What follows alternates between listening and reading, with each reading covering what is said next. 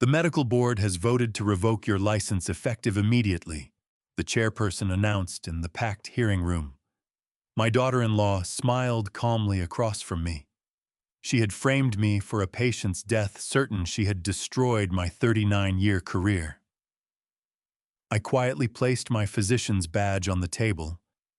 Then I opened my briefcase and revealed the original patient records I had scanned 3 days before his death. The entire room fell silent. Before we begin, I want you to know this story doesn't start loud, but it will stay with you. But before the story unfolds, leave me a quick comment. Have you ever had someone close betray your trust, yes or no? Your answer might help someone else feel less alone. A quick note, certain details have been fictionalized for storytelling. What matters is the lesson this story carries. At 68, I had spent 39 years as Chief of Medical Oncology at Ohio University Hospital. And I believed I understood the shape of betrayal until the morning my own daughter-in-law walked into my office with a blue folder and a plan to destroy me. It was early March 2025, a Monday, and I arrived at my 7th floor office at 6:30 in the morning, as I had done for nearly 4 decades. The hallway was still dark. The air carried the antiseptic smell of overnight cleaning, sharp and familiar. My office door clicked open under my key, and I switched on the desk lamp, casting warm light across the papers waiting for me. On my desk sat Vernon Gallagher's medical file. End-stage pancreatic cancer. 69 years old. Liver metastasis visible on the most recent CT scan. Prognosis weeks, possibly days. I opened the folder and began reading the chart notes with the precision that had defined my career. No standard treatment options remained. Chemotherapy had failed. Radiation offered nothing but pain. The file told the story of a retired postal worker whose body had reached the end of what medicine could offer. Next to the file was a framed photograph from a 2019 medical conference in Baltimore. I stood beside a young doctor whose face showed gratitude I had seen many times before, a patient I had treated for lymphoma years earlier, now thriving in a career I barely recognized at the time. Silas Harrington. The name came back to me as I touched the frame. I had no idea then how important that connection would become. Beside the photo, an unopened white envelope from the Ohio State Medical Board sat untouched. My official retirement schedule. I had requested it weeks ago, but had not yet found the right moment to open it. January 2026. That was the plan. Retire after exactly 39 years, leave the department in capable hands, spend time with family. The envelope could wait. A note was paper-clipped to Vernon Gallagher's file. Neat handwriting. Celeste's. Dad, please review this before our morning meeting. See, she had placed the file in my inbox the previous evening. I remembered seeing it there when I left at 7 p.m., too tired to read it then. Now reading it in the cold morning light, I felt the first thread of unease pull tight in my chest. Did Dr. Whitfield, you're here early. I looked up. Corinne Blackwell stood in the doorway, 47 years old, the head nurse I had worked beside for 12 years. Her scrubs were pressed, her expression calm. She carried a tablet under one arm, already reviewing patient charts. Coffee's fresh in the break room, she said. Thank you, Corinne, I replied. She nodded and continued down the hall, her footsteps fading into the rhythm of the hospital waking up around us. I returned to Vernon's file and read every line twice. By the time I finished, the sun had risen over the Ohio landscape outside my window, and my coffee had gone cold.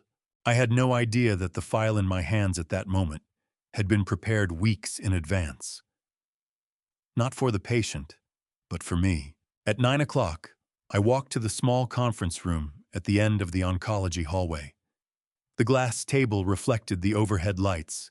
Celeste was already there, standing with her back to the window. 40 years old, my daughter-in-law. An oncologist I had personally trained for 8 years, watching her rise from resident to attending physician with the kind of precision and intelligence that made me proud. She wore a white lab coat. Her hair was pulled into a neat bun. She placed a blue folder on the table with a movement so deliberate it felt rehearsed. "Thank you for reviewing Vernon's file," she said. I sat down. She remained standing. "I want to talk to you about a treatment option," she continued. "Verlix. It's a new cancer immunotherapy drug. Mechanism-engineered T-cell activation targeting pancreatic adenocarcinoma markers." I listened. "It's not FDA approved yet," she said. "But the patient's family is desperate. They're willing to pay for access. $2.4 million. She opened the blue folder and slid a single sheet of paper across the table. A physician authorization form. My name was already typed at the bottom. The signature line was blank. An uncapped pen sat beside it. I picked up the form and read every single line. No IRB approval. No expanded access designation from the FDA. No clinical trial enrollment. Just a drug, a dying patient, and a family willing to pay an extraordinary sum for hope that had no regulatory foundation. 39 years. That was how long I had been signing medical authorizations. I knew what a legitimate request looked like. This was not it. I set the pen down. "No," I said. Celeste's expression did not change. "Dad, you just need to sign," she said. Her voice was calm. Too calm. "I'll handle the rest. The patient's family is desperate. They're willing to pay $2.4 million for this chance. The IRB hasn't approved it," I said. "The FDA hasn't granted expanded access. This isn't a borderline case, Celeste. This is categorically prohibited." She stared at the unsigned signature line for a long moment. I could hear the ventilation system hum in the ceiling, the sound of a pager going off somewhere down the hall, the click of her pen as she picked it up and placed it back in her coat pocket. Then she looked up at me. "I see," she said quietly. "I understand," but something in her eyes told me a different story. There was no surprise, no disappointment, no frustration, just calculation, cold and absolute. My daughter-in-law stared at the signature line for a long moment. Then she looked up at me. And I realized this was not the first time she had considered this question. She already knew I would say no. She had prepared for this answer long before today. The office was quiet in the way that only happens after difficult conversations, a stillness that felt less like peace and more like the held breath before something breaks. Celeste had left 2 hours ago. Her footsteps down the hallway had been measured unhurried. She had not looked back. I sat alone at my desk as the afternoon light faded through the 7th-floor windows. Vernon Gallagher's file lay open in front of me, exactly where I had left it. I was not looking for a way to change my answer. I was looking to confirm I had been right to say no. I turned the pages slowly. Age 69. Pancreatic adenocarcinoma stage A4. Liver metastasis. 3 prior rounds of chemotherapy, each less effective than the last. Weight loss 42 pounds over 6 months. Pain management escalating doses of opioids. Prognosis weeks, possibly days. Every page told the same story. Vernon Gallagher was dying. No treatment, experimental or otherwise, would change that outcome. The question was not whether he would die. The question was how. I turned to page 14. A single line buried in the chart notes section, typed in the standard hospital font. Family contact initiated by Dr. C. Whitfield. February 10th, 2025. I read it again. February 10th. 3 weeks ago. 3 weeks before she placed this file on my desk. 3 weeks before she walked into the conference room with the blue folder and the unsigned authorization form. She had approached the family first, not the other way around. I leaned back in my chair and stared at the ceiling. The fluorescent lights hummed faintly. Outside my window, the Ohio sky was turning the color of old bruises. "She didn't bring me a case," I said aloud to the empty room. "She brought me a fait accompli." The file sat on my desk, like evidence of something I could not yet name. Celeste had spent 3 weeks building this arrangement before presenting it to me. That meant she had anticipated every objection I might raise. She had prepared answers. She had considered the possibility that I would refuse, and she had done it anyway. I picked up the framed photograph that sat on the corner of my desk. Carol, my late wife, standing in the garden behind our house. Summer many years ago. She wore a yellow sundress and held a handful of tomatoes she had just picked. The photo had been taken 2 years before the cancer that would eventually take her. She was smiling. "You always said I needed to trust people less and document more," I said to the photograph. "I should have listened better. I have kept independent records for 39 years, not out of paranoia, but out of the particular discipline that comes from watching institutional systems fail people who trusted them completely. Hospitals lose files. Electronic medical records crash. Servers get overwritten during system upgrades. I learned early that institutional memory is fragile, and the only backup I could truly rely on was my own. I powered up my laptop and connected to my personal standalone server, a small black box that sat in the locked filing cabinet behind my desk. It was not connected to the hospital network. It had no wireless capability. It was just a hard drive, a scanner, and a 39-year archive of every significant case I had ever overseen. I placed Vernon Gallagher's file on the flatbed scanner. Page by page, I scanned every document. The intake forms, the diagnostic imaging reports, the pathology results, the chemotherapy logs, the pain management protocols, the prognosis summaries, and finally, the physician authorization form for Verlich's the signature line. Still blank, the pen mark I had not made, still conspicuously absent.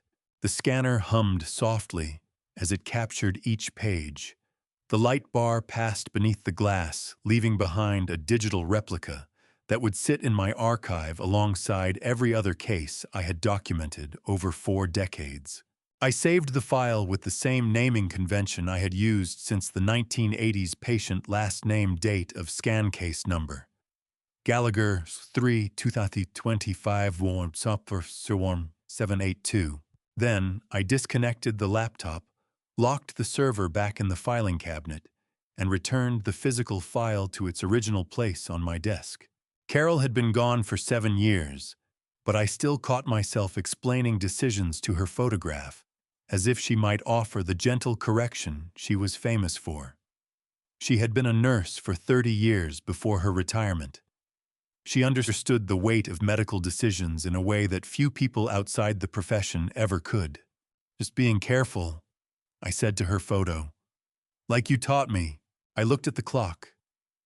6:47 p.m. The office was empty. The hallway outside was dark. Somewhere below, the night shift was taking over from the evening staff. Nurses were checking charts. Residents were beginning their rounds. The hospital moved forward with the rhythm it had maintained for decades, indifferent to the small dramas that played out in individual offices. I stood and put on my coat. The file sat on my desk where it had been all afternoon. I would leave it there for Celeste to retrieve in the morning as she had requested. I switched off the desk lamp. The room fell into shadow. "Probably nothing," I said to the darkness. "But if she asks about this file later, at least I'll have my own record." I locked the door behind me and walked to the elevator. My footsteps echoed in the empty hallway. The elevator arrived with a soft chime. I stepped inside and pressed the button for the ground floor. I didn't know I had just saved the only piece of evidence that could keep me out of prison. At the time, I thought it was merely a habit, the same methodical routine I had followed for nearly 4 decades. Just another file scanned and archived in case someone asked questions later.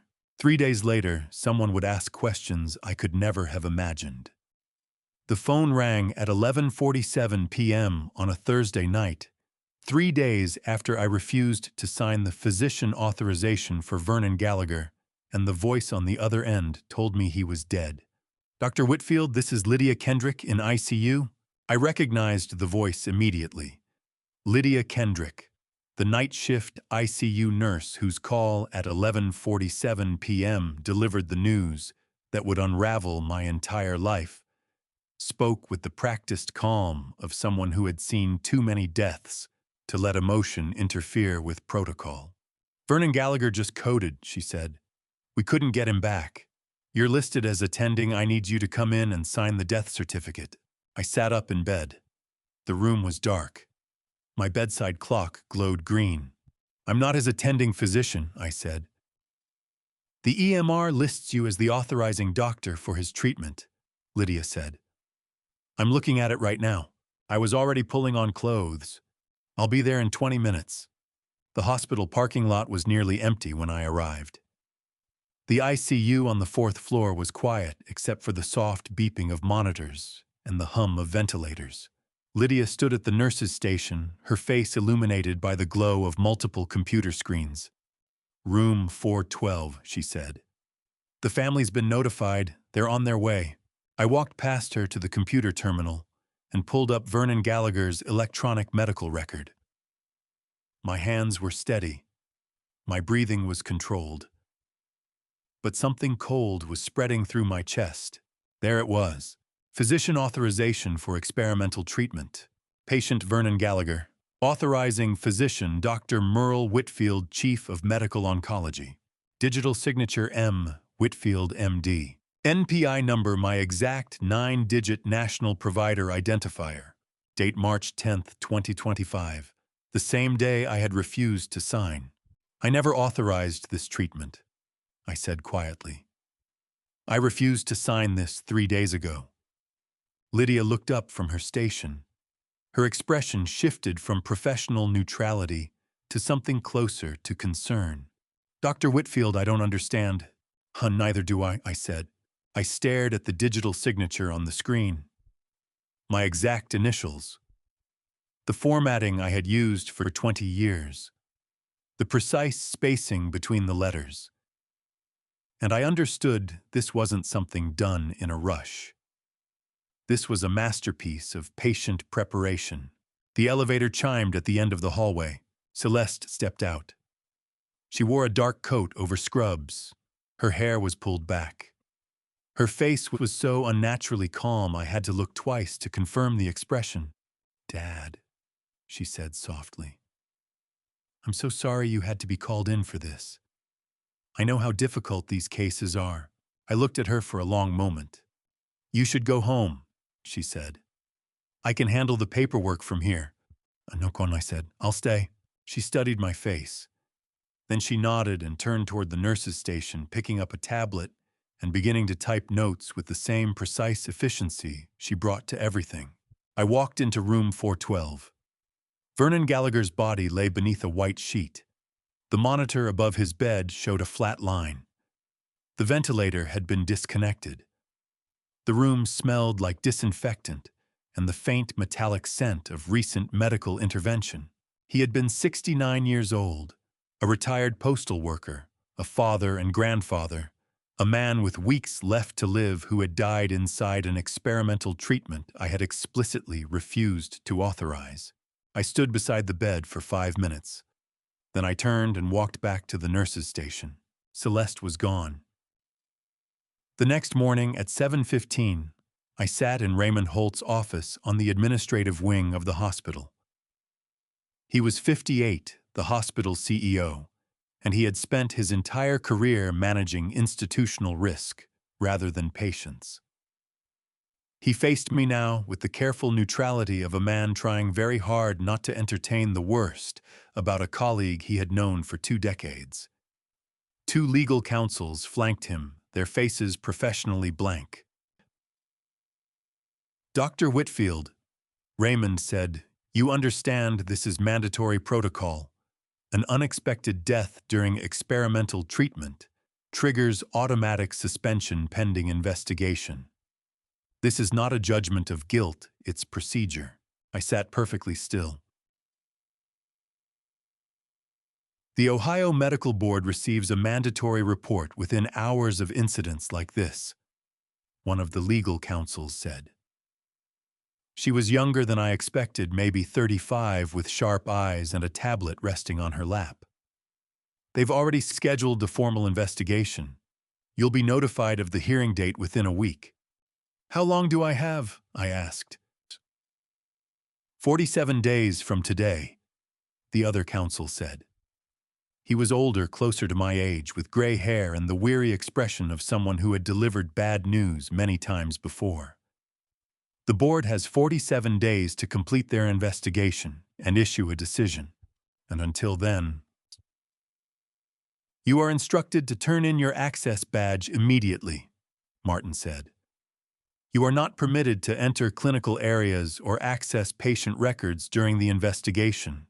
You may retain your office for the purpose of gathering personal effects, but you cannot participate in departmental operations. They were not asking whether I was guilty. They were protecting the institution from liability, while someone, my own daughter-in-law, had turned my name into a weapon I no longer controlled. There's one other matter, the younger counsel said, glancing at her tablet. Financial records indicate a transaction being processed through the hospital's banking system. $1.8 million in debt registered to a subsidiary company under Dr. Celeste Whitfield's name. We're required to disclose this as part of the investigation. I looked at her. 1.8 million, I repeated. Yes, she said. Raymond cleared his throat.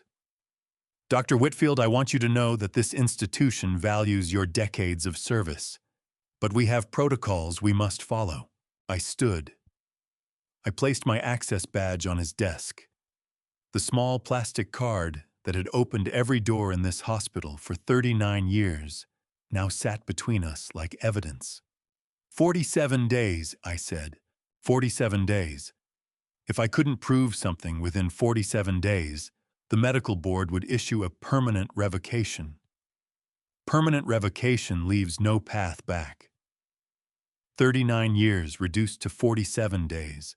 I walked out of that office knowing two things. Someone had stolen my professional identity, and I had exactly 6 weeks to take it back. The only person who could confirm what I already knew, that Celeste had met privately with Vernon Gallagher's family weeks before, presenting the case to me, had vanished. That afternoon, still carrying the weight of my confiscated access badge in my empty pocket, I returned to the hospital. Not as a physician, as someone searching for answers. I found Corinne at the nurse's station on the 7th floor.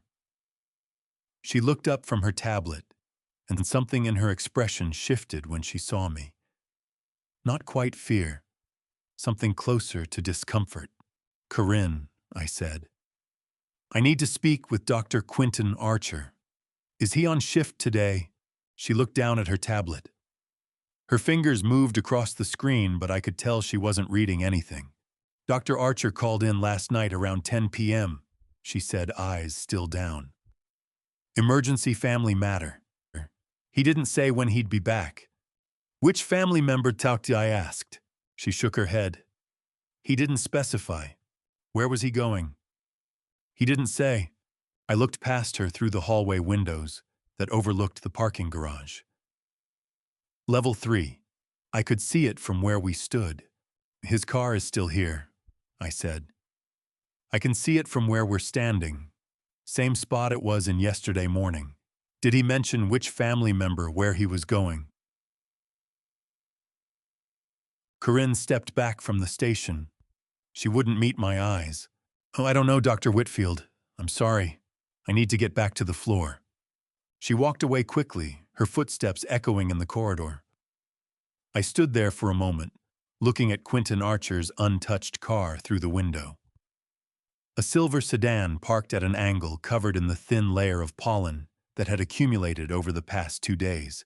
He hadn't left for a family emergency. He had fled. Or someone had made him flee. I walked to the parking garage anyway. The air was cooler there, heavy with the smell of concrete and exhaust. I approached the silver sedan and looked through the driver's side window. A coffee cup sat in the center console. A hospital badge lay on the passenger seat. Quentin Archer, 29 years old, second-year oncology resident. The only person who had witnessed Celeste meeting privately with Vernon's family 3 weeks before. She brought the case to me. Gone. I returned home to my house in German Village just after 6 p.m. The living room was quiet, except for the low hum of the refrigerator in the adjacent kitchen. I turned on the television out of habit, not expecting anything. The local news anchor appeared on screen. Behind her, a photograph I recognized immediately. My retirement photo from the department archive, taken 3 months ago.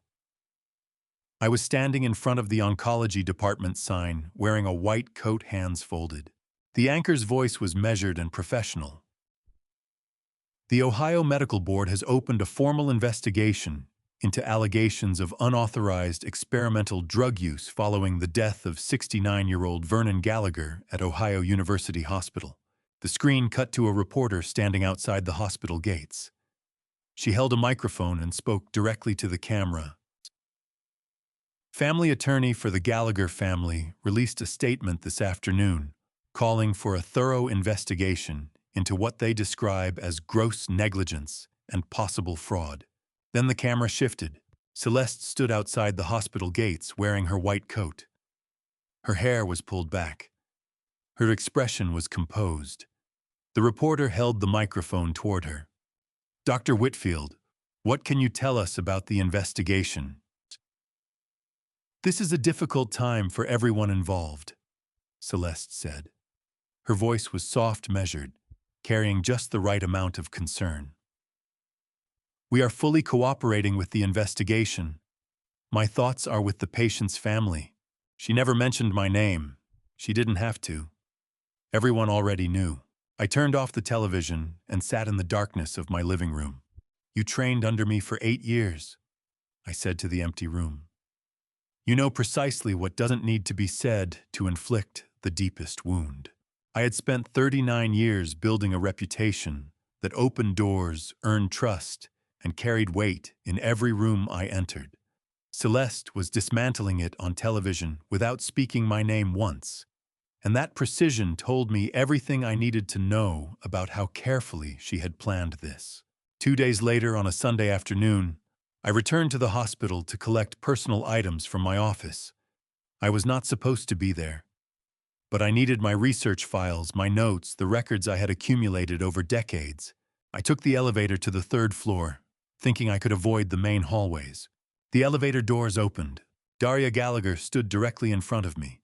Daria Gallagher, 44, a high school teacher whose father had just died under mysterious circumstances, intercepted me in the hospital corridor with eyes that burned with the particular fury of someone who believes they are facing their father's killer. And with a manila folder containing a contract she was only beginning to understand had been designed to deceive her. You killed my father, she said. Her voice was not raised. She was not crying. The words were cold and resolute, like someone who had rehearsed them 100 times. He trusted you, she continued. We paid you $2.4 million for a treatment you knew would fail. I stood very still. Ms. Gallagher, I said quietly, I did not authorize any treatment for your father. I explicitly refused. May I ask you one question? She stared at me, her hands gripping the manila folder so tightly the edges bent. Who was the first person to approach you about Virelix? I asked. Was it me? Or was it someone from this hospital who came to you before you ever heard my name? I recognized that pause. I had seen it countless times in my career, the moment a patient's family member realizes the story they've been told doesn't align with what they're experiencing firsthand. She didn't offer an answer, but she didn't walk away immediately either. She stood there holding that manila folder, looking at me with eyes that had started the conversation full of certainty and were now holding something closer to confusion. And that was enough. The cameras were already there when I pulled into the hospital parking lot. Wednesday morning news vans on both sides of the main entrance, tripods, assembled lenses pointed at the exact spot where I would have to walk through to reach the building. 3 days had passed since my encounter with Daria in the hospital corridor. She had walked away without answering my question, but the confusion in her eyes had told me enough. Someone had approached her family first, and it wasn't me. Now stepping out of my car at 7:45 a.m., I understood why the cameras were positioned with such precision. 2 men in dark suits approached from opposite directions. The taller one reached me first, displaying a badge and federal credentials. Senator Merle Whitfield. Yes. He was 45, a federal investigator with 12 years in healthcare fraud cases, and Special Agent Keith Brennan displayed his FBI credentials with the practiced efficiency of someone who had conducted hundreds of arrests and found this one entirely unremarkable, which made it worse. "I'm Special Agent Keith Brennan with the FBI," he said. "I have a federal warrant for your arrest on charges of healthcare fraud, wire fraud, and making false statements to a federal agency." He began reading from a card he held in his other hand. "You have the right to remain silent. Anything you say can and will be used against you in a court of law. You have the right to an attorney.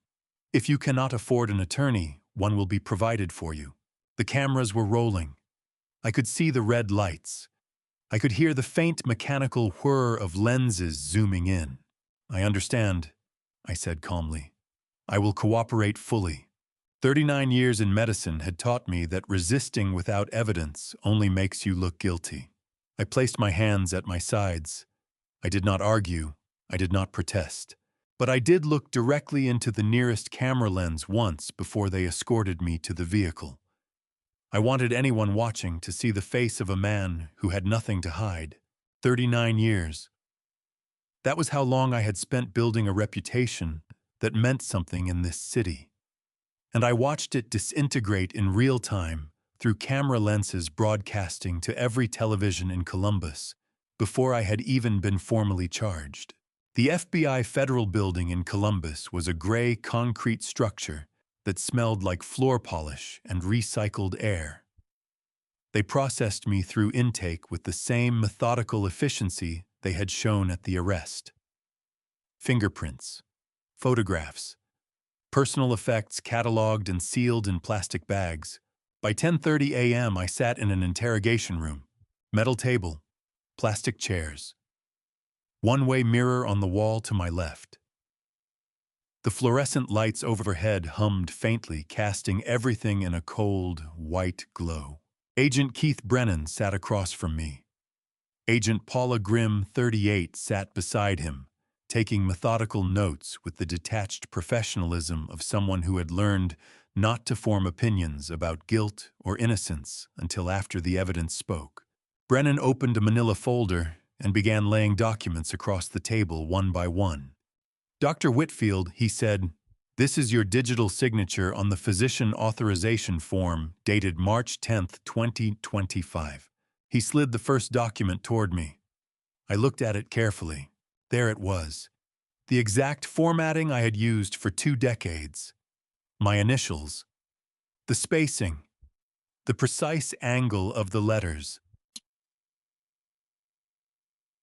This email." Brennan continued sliding a second document across the table. "Was sent from your hospital account to Dr. Celeste Whitfield on March 8th, confirming you approved the Virlix protocol for Vernon Gallagher." I read the email, the timestamp, the language, the signature block at the bottom.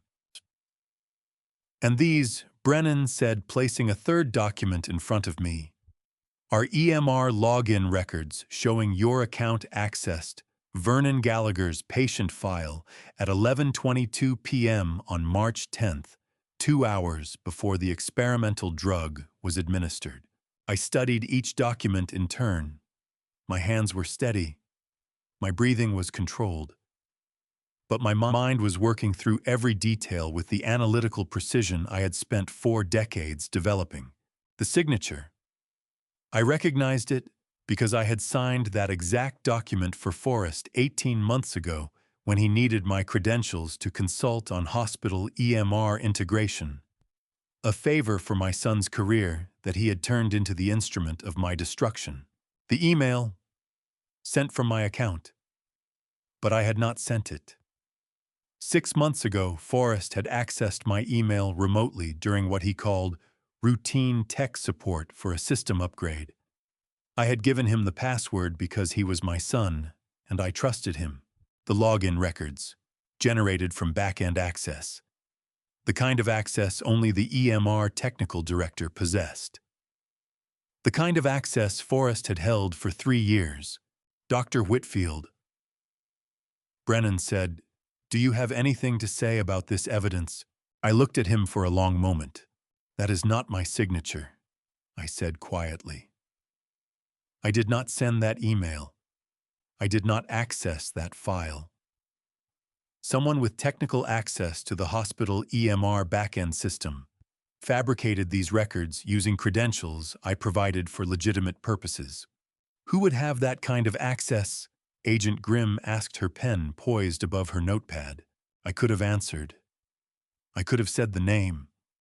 But saying it out loud would make it real in a way I was not yet prepared to face.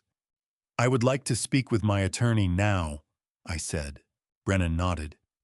He gathered the documents back into the folder and stood. "We'll arrange a phone call," he said. They left me alone in the interrogation room. The fluorescent lights hummed. The one-way mirror reflected my face back at me, 68 years old, wearing the same clothes I had put on that morning, thinking I was going to collect research files from my office. I knew who did this. I knew from the very first page, from the moment I saw the formatting of that digital signature, and the timestamp on that email, and the back-end access required for those login records. The question wasn't who. The question was whether I could prove it, and whether I possessed the heart to do so, when the person who built this trap was my own son. I sat in a federal holding cell for 18 hours before they processed my bail hearing, and during that time, I learned that helplessness is not the absence of action. It is watching someone take what you built while you are locked behind glass, unable to speak. The cell was small. Gray concrete walls, metal bench, a toilet in the corner, and a small television mounted near the ceiling tuned to local news. Wednesday afternoon, the broadcast cut to a press conference outside Ohio University Hospital. The hospital administrator stood at a podium flanked by legal counsel and public relations staff. He read from a prepared statement, with the careful neutrality of someone delivering news that had been vetted by multiple lawyers. In light of recent developments, Ohio University Hospital has appointed Dr. Celeste Whitfield as acting chief of medical oncology, effective immediately, to ensure continuity of patient care during this difficult transition. The camera shifted. Celeste stood beside the podium. She wore her white coat. Her expression carried the appropriate gravity and humility. She stepped forward when invited to speak. "I am honored to serve the department during this challenging time," she said. Her voice was measured professional, carrying exactly the right balance of concern and competence. "Our focus remains on patient safety and maintaining the highest standards of care." I stared at the screen. She had spent 8 years learning from me.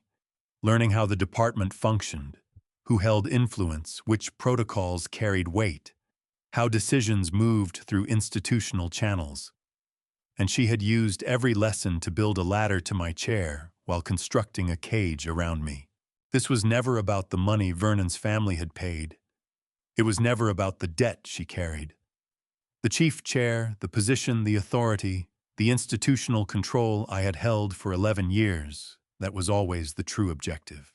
I sat on the metal bench and watched my daughter-in-law accept the position I had built over 39 years. She sat in my chair before I had even cleared the holding cell.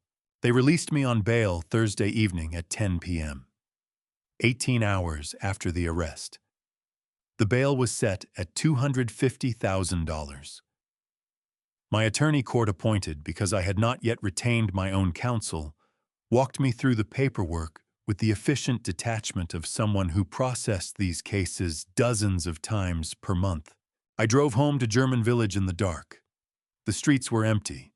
My house was exactly as I had left it, Wednesday morning, coffee cup still in the sink, newspaper still folded on the kitchen table. I walked upstairs to my study and sat at my desk. The knock on my door came at 10:45 p.m. I opened it to find a woman in her early 50s standing on my front step. She wore a dark blazer and carried a leather briefcase. Her expression was sharp, focused, and entirely awake despite the late hour. "Dr. Whitfield," she said. "I'm Celine Mercer." Celine Mercer, 52, a defense attorney who had spent 15 years as an assistant U.S. attorney prosecuting white-collar crime before opening her own practice, sat across from me in my study at 10 o'clock on a Thursday night and asked the first question that actually mattered. "Who had access to your digital signature and your NPI number?" I looked at her for a long moment. "My son," I said. "Forrest Whitfield. He's the EMR technical director at the hospital. I gave him credentials for legitimate technical support purposes over the past 2 years. He used them to fabricate evidence." Celine wrote something in a leather notebook. Then she looked up. "Dr. Whitfield, I spent 15 years as an assistant U.S. attorney prosecuting healthcare fraud. I've reviewed the federal charges against you. The evidence they have is compelling. We need to talk about your defense strategy immediately." "I have something you need to see first," I said. I powered up my laptop and accessed my personal standalone server, the small black box that had sat in my locked filing cabinet for 39 years, disconnected from any network, immune to remote access or institutional oversight. I opened the directory and navigated to the file I had scanned exactly 2 weeks earlier. Gallagher 03 2025 10478. I clicked it open. Every page appeared on the screen in sequence. Vernon Gallagher's intake forms, his diagnostic imaging, his pathology reports, his chemotherapy logs, his pain management protocols, and finally the physician authorization form for Verlix. The signature line was blank. The timestamp in the file metadata read March 10, 2025, 4:47 p.m. "I keep independent backups of all patient files on a personal server," I said. "A habit I developed 39 years ago and never broke." Celine leaned forward, studying the screen carefully. Her eyes moved from the unsigned form to the timestamp, to the file properties displayed in the sidebar. "This file is timestamped March 10th at 4:47 p.m., she said slowly. "Vernon Gallagher died March 13th at 11:47 p.m., 3 days later." "Yes. And the physician authorization form in this scan is unsigned." "Yes." She sat back in her chair. Her expression shifted from focused analysis to something closer to cautious optimism. "Dr. Whitfield, this is going to matter. I had kept that personal server running for 39 years, not because I distrusted the hospital system, but because I understood that institutional memory is fragile, and human error is constant, a principle that had just become the difference between federal prison and freedom." Celine opened her briefcase and pulled out a legal pad. She began writing notes with precise, methodical strokes. "Natitiatina. The federal prosecutors have digital evidence showing your signature on that authorization form," she said. "But you have contemporaneous documentation showing the form was unsigned 4 days before the patient died. That creates reasonable doubt about the authenticity of their evidence." "It's more than reasonable doubt," I said. "It's proof that someone forged my signature after I refused to sign." Celine looked up from her notes. "Yes," she said. "But proving who did it and proving they had the technical capability to do it is going to require more than this file alone." I stared at the unsigned physician authorization form on the screen, the form Celeste had placed before me. With the pen already uncapped, the form I had set down, without signing the form I had scanned as routine documentation. Now it was the only barrier standing between me and the erasure of my 39-year career. I had worked alongside Corinne Blackwell for 12 years, and I knew what her voice sounded like when she spoke the truth. And what I heard in the medical board deposition room that Monday morning was not it. 2 days after Celine showed me the unsigned form on my personal server, we sat in the Ohio State Medical Board hearing room in Columbus. The room was institutional and sterile. Long wooden table, fluorescent lights, American flag in the corner. The kind of space designed to strip emotion from proceedings that carried the weight of entire careers. Dr. Raymond Hollis, 62. The medical board hearing officer who had spent 3 decades adjudicating professional misconduct cases with bureaucratic precision conducted the deposition with the detached formality of someone who had learned not to form conclusions until every witness had spoken. "The board calls Corinne Blackwell," he said. Corinne entered through the side door. She wore a dark blazer over her scrubs. Her hands held a single sheet of paper. She did not look at me as she took the witness chair. The court reporter positioned her fingers over the stenography machine. Raymond Hollis administered the oath. "Do you swear to tell the truth, the whole truth, and nothing but the truth?" "I do," Corinne said. Her voice was barely audible. Hollis opened a folder on the table in front of him. "Ms. Blackwell, you are employed as the head nurse in the Medical Oncology Department at Ohio University Hospital. Is that correct?" "Yes." "And you worked under Dr. Merle Whitfield's supervision for approximately 12 years. "Yes." "On March 10th of this year, were you present during any discussions regarding experimental treatment for patient Vernon Gallagher?" Corinne looked down at the paper in her hands. Her fingers gripped the edges tightly enough that I could see the paper bend. "Yes," she said. "I was present in the department conference room on March 10th when Dr. Whitfield reviewed the Virlix protocol. He stated that we should proceed with treatment. He said, and I quote, 'Let's proceed.'" Her voice was flat, mechanical, like someone reciting a script learned by heart. Raymond Hollis made a note on his legal pad. "Ms. Blackwell, to be clear, you personally heard Dr. Whitfield give verbal approval for this treatment protocol." Corinne did not look up from the paper. "Yes, I was present. I heard him approve the protocol." I sat perfectly still. Celine's hand rested on her own legal pad, her pen motionless. She was watching Corinne with the same focused attention I was. Corinne never looked at me once during the entire testimony. She read from the paper. She answered the questions. And when Raymond Hollis dismissed her, she stood and walked out of the room with her eyes fixed on the floor. I had trained dozens of nurses over 39 years, and I recognized the posture of someone being forced to choose between their integrity and their livelihood. Corinne had made the only choice she believed was available to her, and I could not hate her for it, even as her words helped build my cage. The hearing adjourned at noon. Celine and I walked to her car in the parking garage without speaking.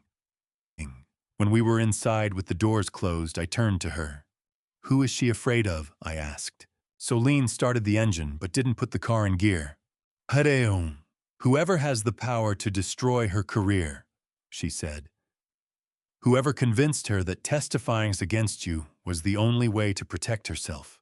"Celeste," I said, "most likely." We drove back to my house in silence. Celine dropped me off at 4 p.m. and said she would review the deposition transcript when it was ready. I went inside, made coffee, sat at my desk. The call came at 9:47 p.m. I picked up the phone and heard Celine's voice stripped of its usual controlled professionalism. "Merle, there's been a fire at the hospital. Basement archive storage. The section with clinical trial documentation is heavily damaged. Fire department is still on scene. I set down my coffee cup slowly. The section storing clinical trial records, I said. Expanded access applications. Historical authorization files. Yes, Celine said. Cause is still under investigation. But Merle, the timing is not coincidental.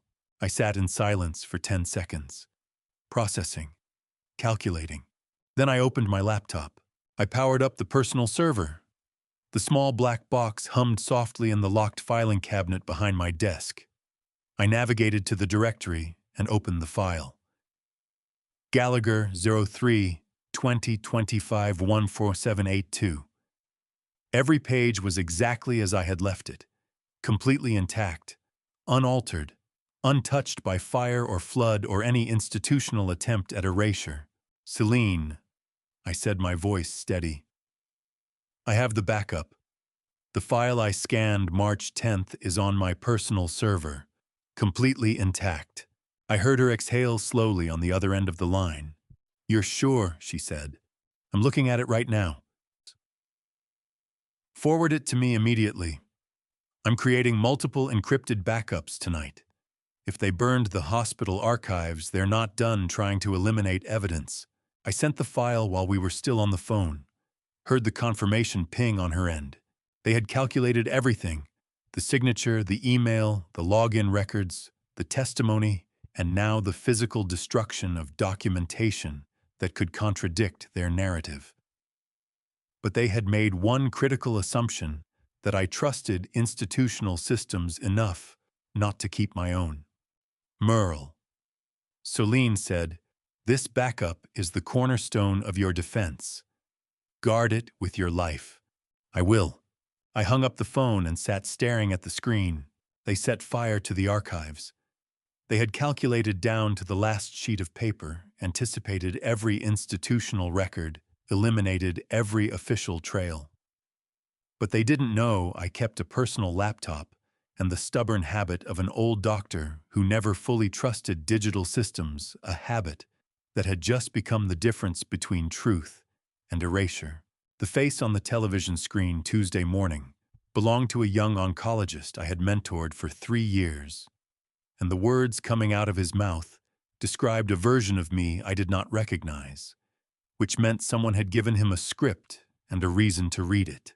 I sat at my kitchen table with a cup of coffee that had gone cold. The news anchor smiled with practiced sympathy as she introduced the segment. We're joined now by Dr. Adrian Cross, an oncologist at Ohio University Hospital, who worked under Dr. Merle Whitfield's supervision. Dr. Adrian Cross, 32, a talented young oncologist I had mentored 7 years ago when he was a nervous resident, trying to decide whether academic medicine was right for him, sat on that television screen and recited words someone else had written. And I recognized the particular strain in his voice as the sound of someone doing something they hated because they believed they had no other choice.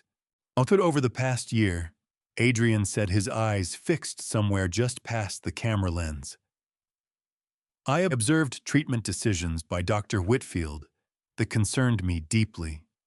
There was pressure, subtle but persistent, to approve protocols that hadn't gone through proper institutional review. The news anchor leaned forward slightly.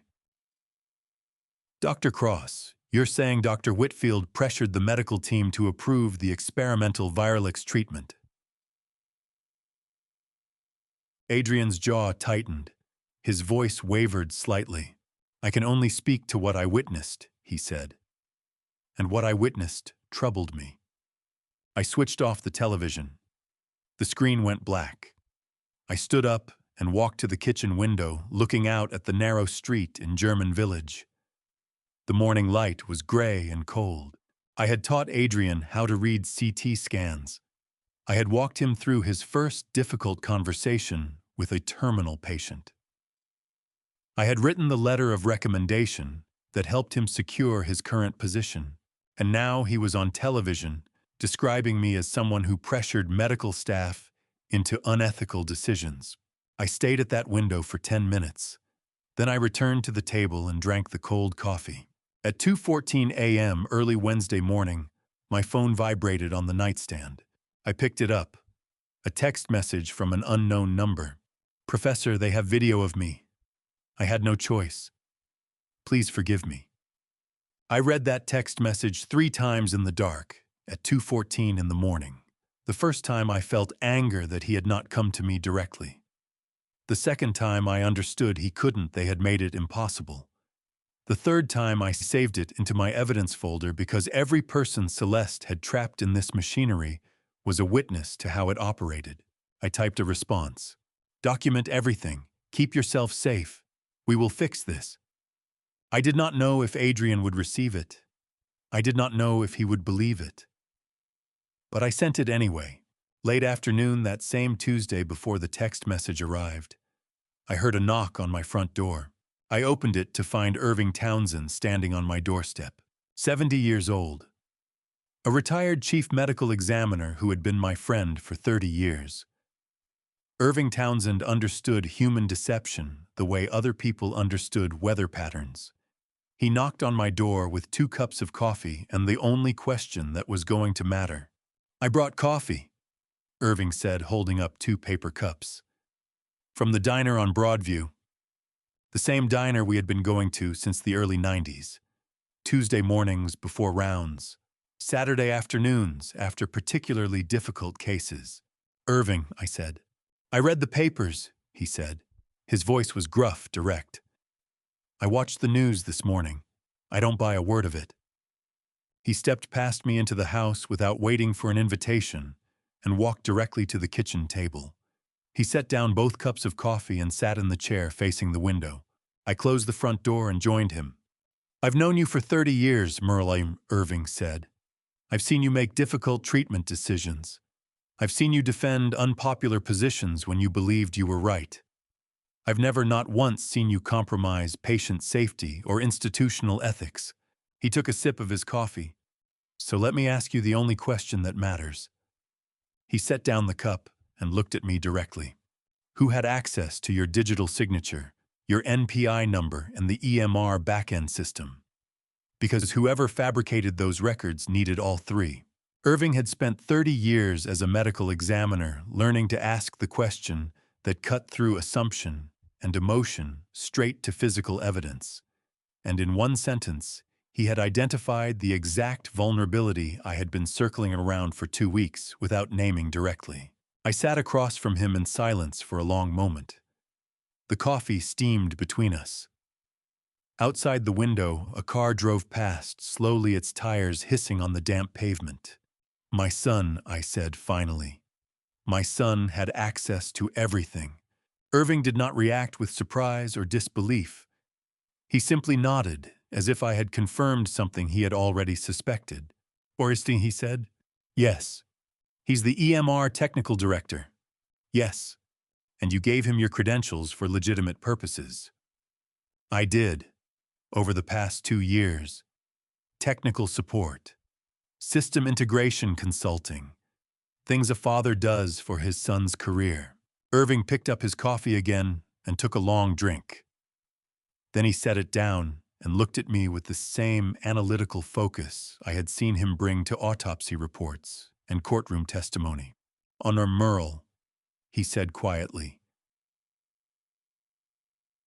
"You need a forensic digital analysis of every piece of evidence the FBI presented. Not from the hospital IT department. Not from anyone connected to the institution. From an independent specialist who can prove those records were fabricated." "Celine has already started," I said. "My defense attorney." "Good," Irving said. "Because if your son built this trap, there will be digital fingerprints. There always are. You just need someone who knows where to look." He asked the right question. I had known the answer since day one, since the moment I saw that digital signature formatting in the FBI interrogation room, since I recognized the back-end access required for those login records.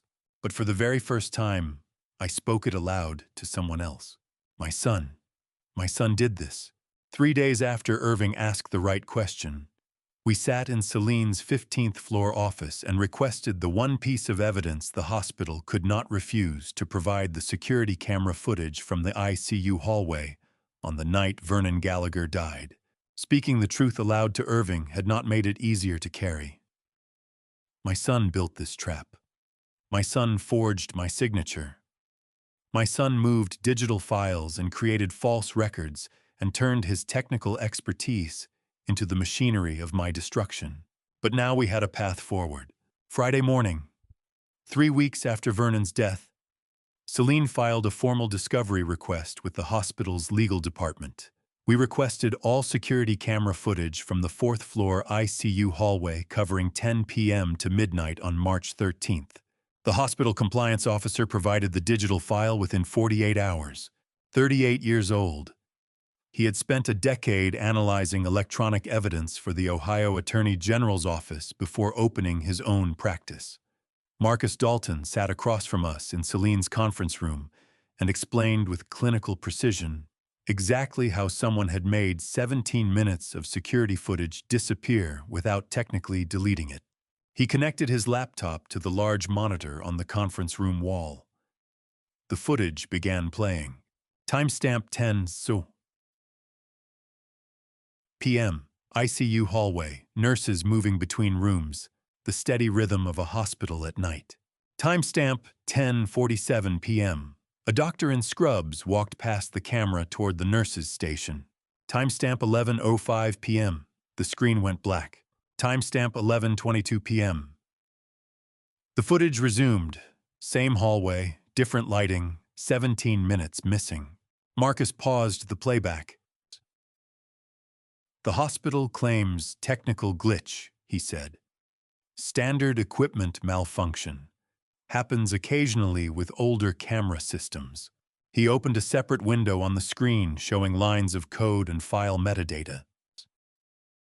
But the file metadata tells a different story than what the hospital is claiming. The original recording was continuous, no technical glitch.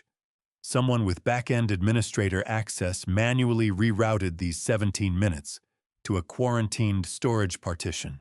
Celine leaned forward. "Can you prove that?" she asked. Marcus pointed to a specific line in the metadata. "This routing command," he said, "requires credentials only the EMR technical director possesses. Your son didn't delete this footage, Dr. Whitfield. He moved it, which means it still exists on the hospital servers." I stared at the screen. The black gap where 17 minutes should have been. The exact window when Virlix had been administered to Vernon Gallagher in room 412. My son had moved the footage rather than destroying it, whether from technical caution or some buried vestige of conscience I would never know. And that distinction had just become the difference between provable fraud and plausible deniability. "Can we recover it?" I asked. "Chatito." With proper legal authority, Marcus said yes. The hospital's IT department will resist. They'll claim the quarantined partition is protected under institutional security protocols. But if we can get a federal subpoena, we can compel them to produce the complete file. Celine made a note on her legal pad. "I'll file the motion Monday morning," she said. Marcus closed his laptop. He looked at me with an expression that was professional but not unkind. "Dr. Whitfield," he said, "whoever did this was sophisticated. They understood the hospital's digital infrastructure well enough to manipulate it without leaving obvious traces. But they made one critical mistake." "What mistake?" I asked.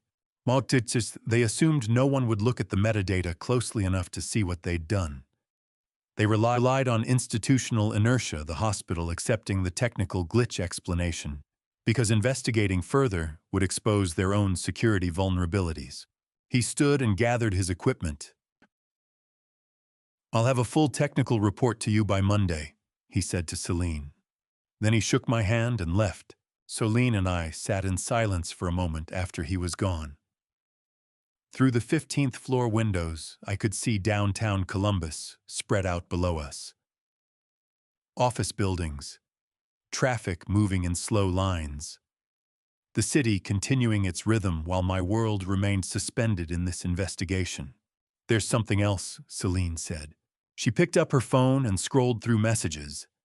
I received a call yesterday from a colleague at Bradley & Associates, she said. Daria Gallagher retained independent counsel.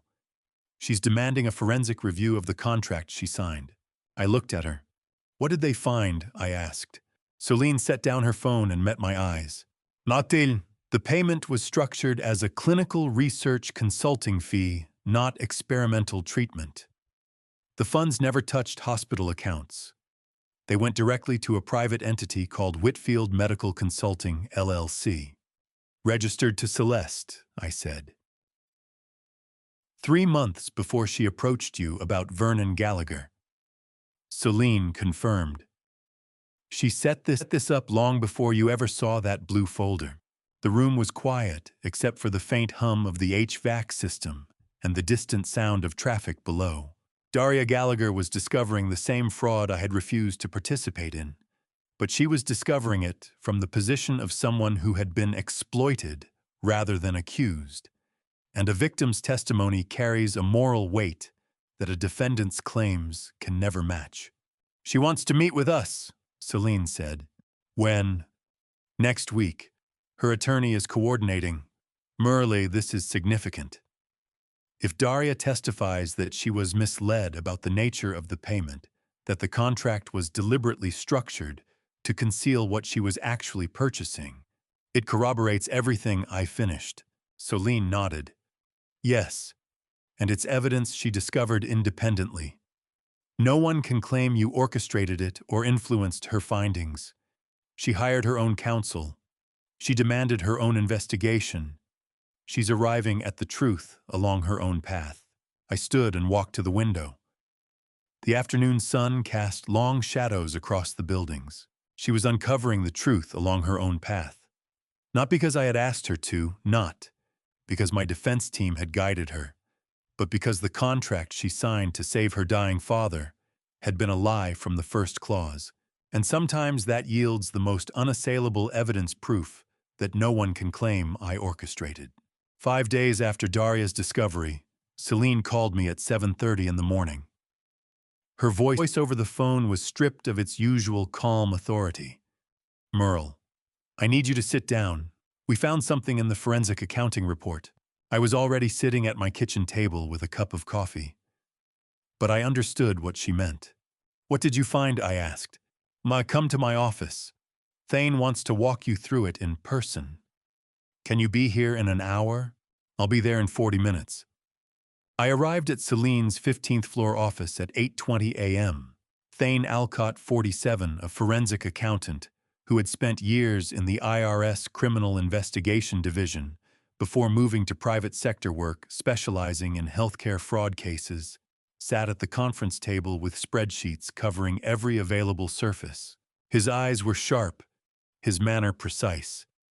When he spoke, it was in exact dollar amounts. Dr. Whitfield, he said, we've been following the money trail from Vernon Gallagher's family payment. We found an offshore account. My hands gripped the armrests of my chair. An account in my name, I said. Thane shook his head. No, an account in your son's name. The room went very still. Forrest, I said quietly. Yes. The account was opened in March 2024, 1 year before the investigation started. The beneficial owner is listed as Forrest Whitfield, but the initial funding came from an LLC registered in Delaware, Helix Ventures Partners. He activated a laser pointer and aimed it at the projected screen on the wall. A bank statement appeared. Cayman Islands, account number partially redacted, but the name was clear. Forrest Whitfield. The balance, Thane said, is $800,000. I did the math immediately. 1/3 of the amount Vernon's family had paid. That's not possible, I said. Forrest manages hospital IT systems. He doesn't deal with patient finances. Thane tapped another line on the spreadsheet.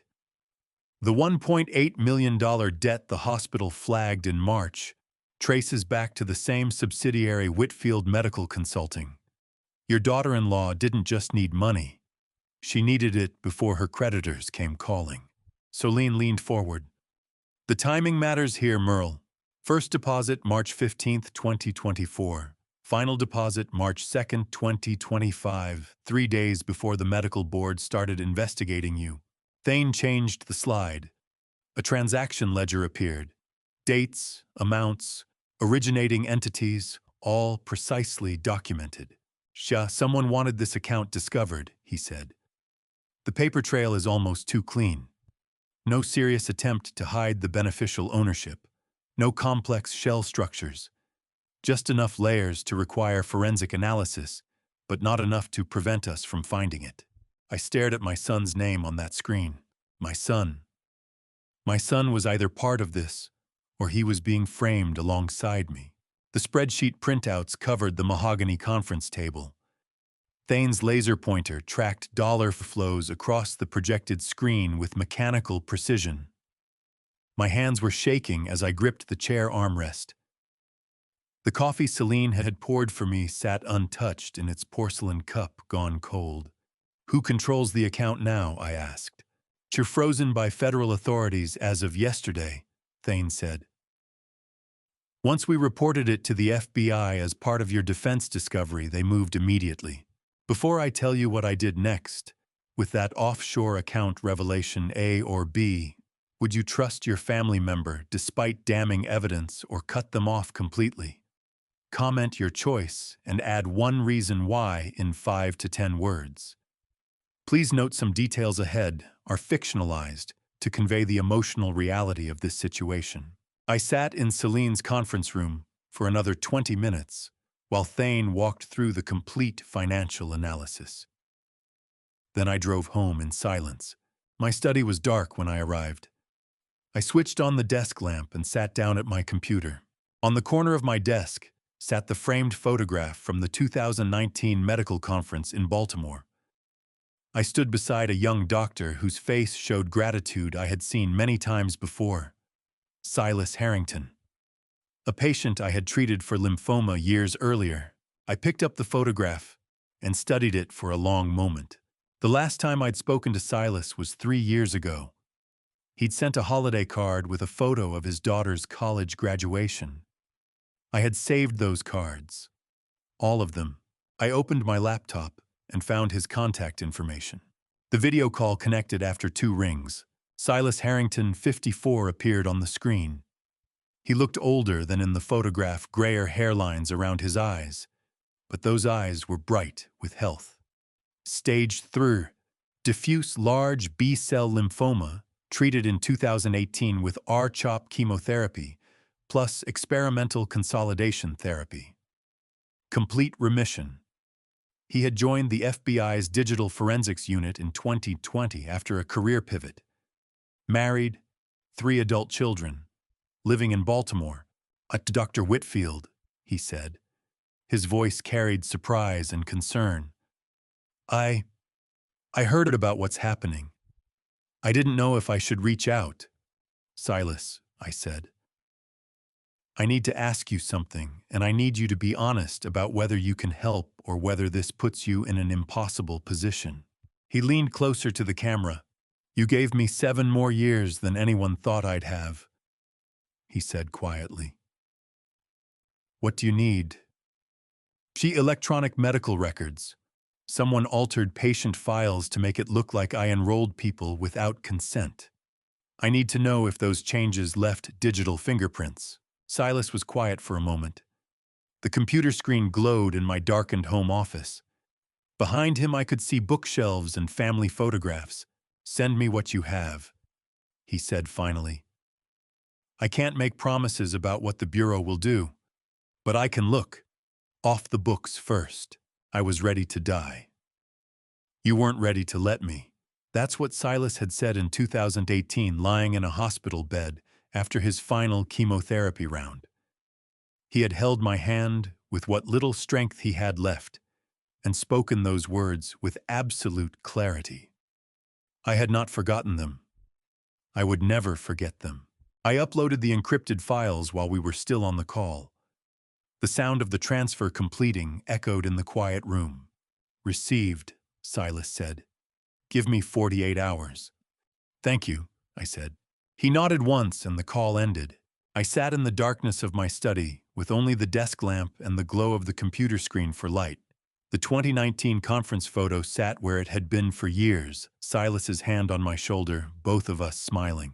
I didn't reach out to him, because he was useful to my defense. I called him because 7 years ago he took my hand and said, "Thank you for not giving up on me." And I needed to remember what it felt like when someone believed I was saving lives, not ending them. The flash drive arrived in a padded envelope with no return address, postmarked Chicago, and Celine's hand didn't shake when she slid it across my desk. 2 days had passed since my call with Silas. I had spent those days thinking about what it meant to remember who you were before the accusations began, before your name became evidence instead of identity. Now Celine stood in my study holding an envelope that weighed almost nothing. "It arrived at my office this morning," she said. "Courier delivery. The return address just says QA, nothing else." I opened the envelope. Inside was a standard USB drive and a handwritten note on lined paper. "Dr. Whitfield, I'm sorry I ran. I'm sorrier I stayed silent as long as I did. What's on this drive is everything I witnessed. I recorded it because I couldn't carry the guilt anymore. If something happens to me, please make sure it reaches the right people. Q." I plugged the drive into my laptop. A single video file appeared. I pressed play. The image was shaky at first, then stabilized. An unfamiliar room. Cheap hotel furniture. Quentin Archer, 29. A second-year oncology resident who had worked under Celeste's supervision, sat in front of the camera. His hands were folded on the table. His voice was shaking. "If I am harmed after sending this," he began, "please ensure it reaches the right hands." I felt something cold settle in my chest. "My name is Dr. Quentin Archer. I'm a second-year resident in medical oncology at Ohio University Hospital. I'm making this recording because I witnessed something I should have reported immediately, and my silence may have contributed to a patient's death."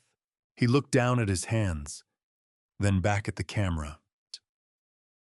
"On February 17th of this year, I saw Dr. Celeste Whitfield meet privately with the family of a patient named Vernon Gallagher. They were in a conference room on the 3rd floor. The door was partially open. I saw an envelope change hands. I didn't think much of it at the time. Families sometimes give thank you cards, small gifts." He paused. His breathing was audible. 3 weeks later, Dr. Whitfield called me into a private room. She told me the treatment decision for Vernon Gallagher was an executive matter above my pay grade. She said I should think very carefully about my career trajectory and whether I wanted to jeopardize it by asking questions that weren't my business to ask. I watched him speak these words with the same measured calm I had used countless times to deliver difficult news to patients. He had learned that from someone. Maybe from me. I had trained Celeste in oncology protocols for 8 years, taught her how to read scans, how to design treatment plans, how to navigate institutional approval processes. The very knowledge she had weaponized to frame me. The betrayal wasn't just criminal, it was pedagogical perversion. I left the hospital 2 days later. Quentin continued on the screen. "I told them it was a family emergency. It wasn't. I ran because I knew what happened to people who didn't stay quiet." The video ended. Celine and I sat in silence for a long moment. "Ma, he's in Chicago," she said finally. "Under an assumed name. He'll testify if we can guarantee protection." Can we?" I asked. "The FBI already knows about him. They're the ones who helped facilitate this delivery." She opened her briefcase and pulled out a folder. "Merle, there's more. The FBI contacted me yesterday. They want to meet. They have information about the investigation that changes the scope of everything." 2 days later, we sat in Celine's conference room with Special Agent Vaughn Kane. Vaughn Kane, mid-40s. The FBI agent who led the federal investigation into hospital deaths and pharmaceutical fraud sat across from us with the controlled professionalism of someone who had delivered terrible news many times before.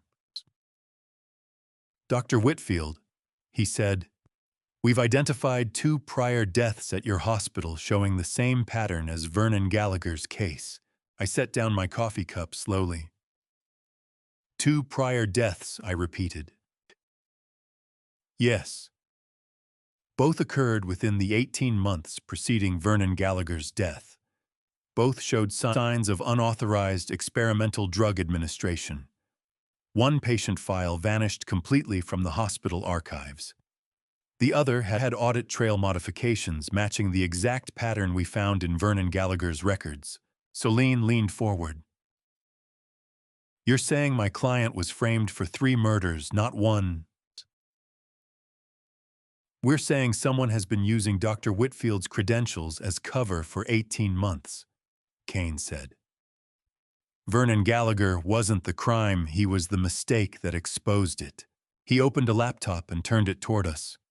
Financial records filled the screen. The pharmaceutical company whose drug was used in all 3 cases issued a public denial yesterday.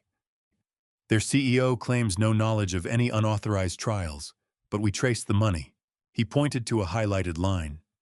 "Leland Stafford, Vice President of Clinical Research. Wire transfer $980,000 from an account linked to Celeste Whitfield, dated November 2023, 6 months before the first suspicious death." I stared at the name. "She didn't come up with this on her own," I said quietly. "No," Kane confirmed. "Stafford approached her. He needed terminal patient data for a Series C funding round. The company was hemorrhaging investors. He needed proof-of-concept results from end-stage patients to show the drug worked. Your daughter-in-law provided the infrastructure. He provided the pharmaceutical access and the money. How many times had I walked past Leland Stafford at medical conferences, shaking hands with the man who would later architect my destruction? How many panels had we sat on together? How many professional courtesies had we exchanged? Leland Stafford, 52, Vice President of Clinical Research at a pharmaceutical company I had considered reputable. The architect of an unauthorized trial scheme who had approached Celeste 18 months before the first death, hunting for someone with hospital access, who was desperate enough to execute his plan. "Where is Stafford now?" Celine asked. "Under surveillance," Kane said. "We're building the case. But Dr. Whitfield, you need to understand, this is bigger than your medical board hearing. This is federal prosecution. Multiple victims, pharmaceutical fraud, conspiracy." I sat in that conference room and understood with absolute clarity what I was looking at. This wasn't someone bought off by a bribe. This was the architect who designed the scheme and hunted for someone desperate enough to execute it. And my daughter-in-law submitted her application. The encrypted email from Silas arrived at 6:47 a.m. with a subject line that contained only a case number and 34 pages of attachments. I had spent the previous night thinking about what it meant to discover that your daughter-in-law had submitted an application to someone else's criminal enterprise.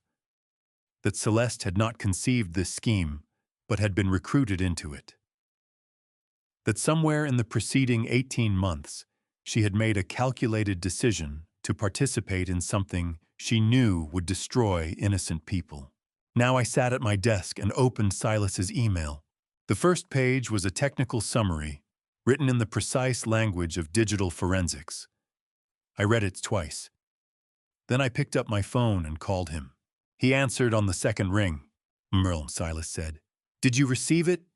"I'm reading it now," I said. "Walk me through what you found." I heard him take a breath on the other end of the line. "Forrest altered the application logs," he said. "What users see in the interface. The visible audit trail that shows who accessed, what, and when.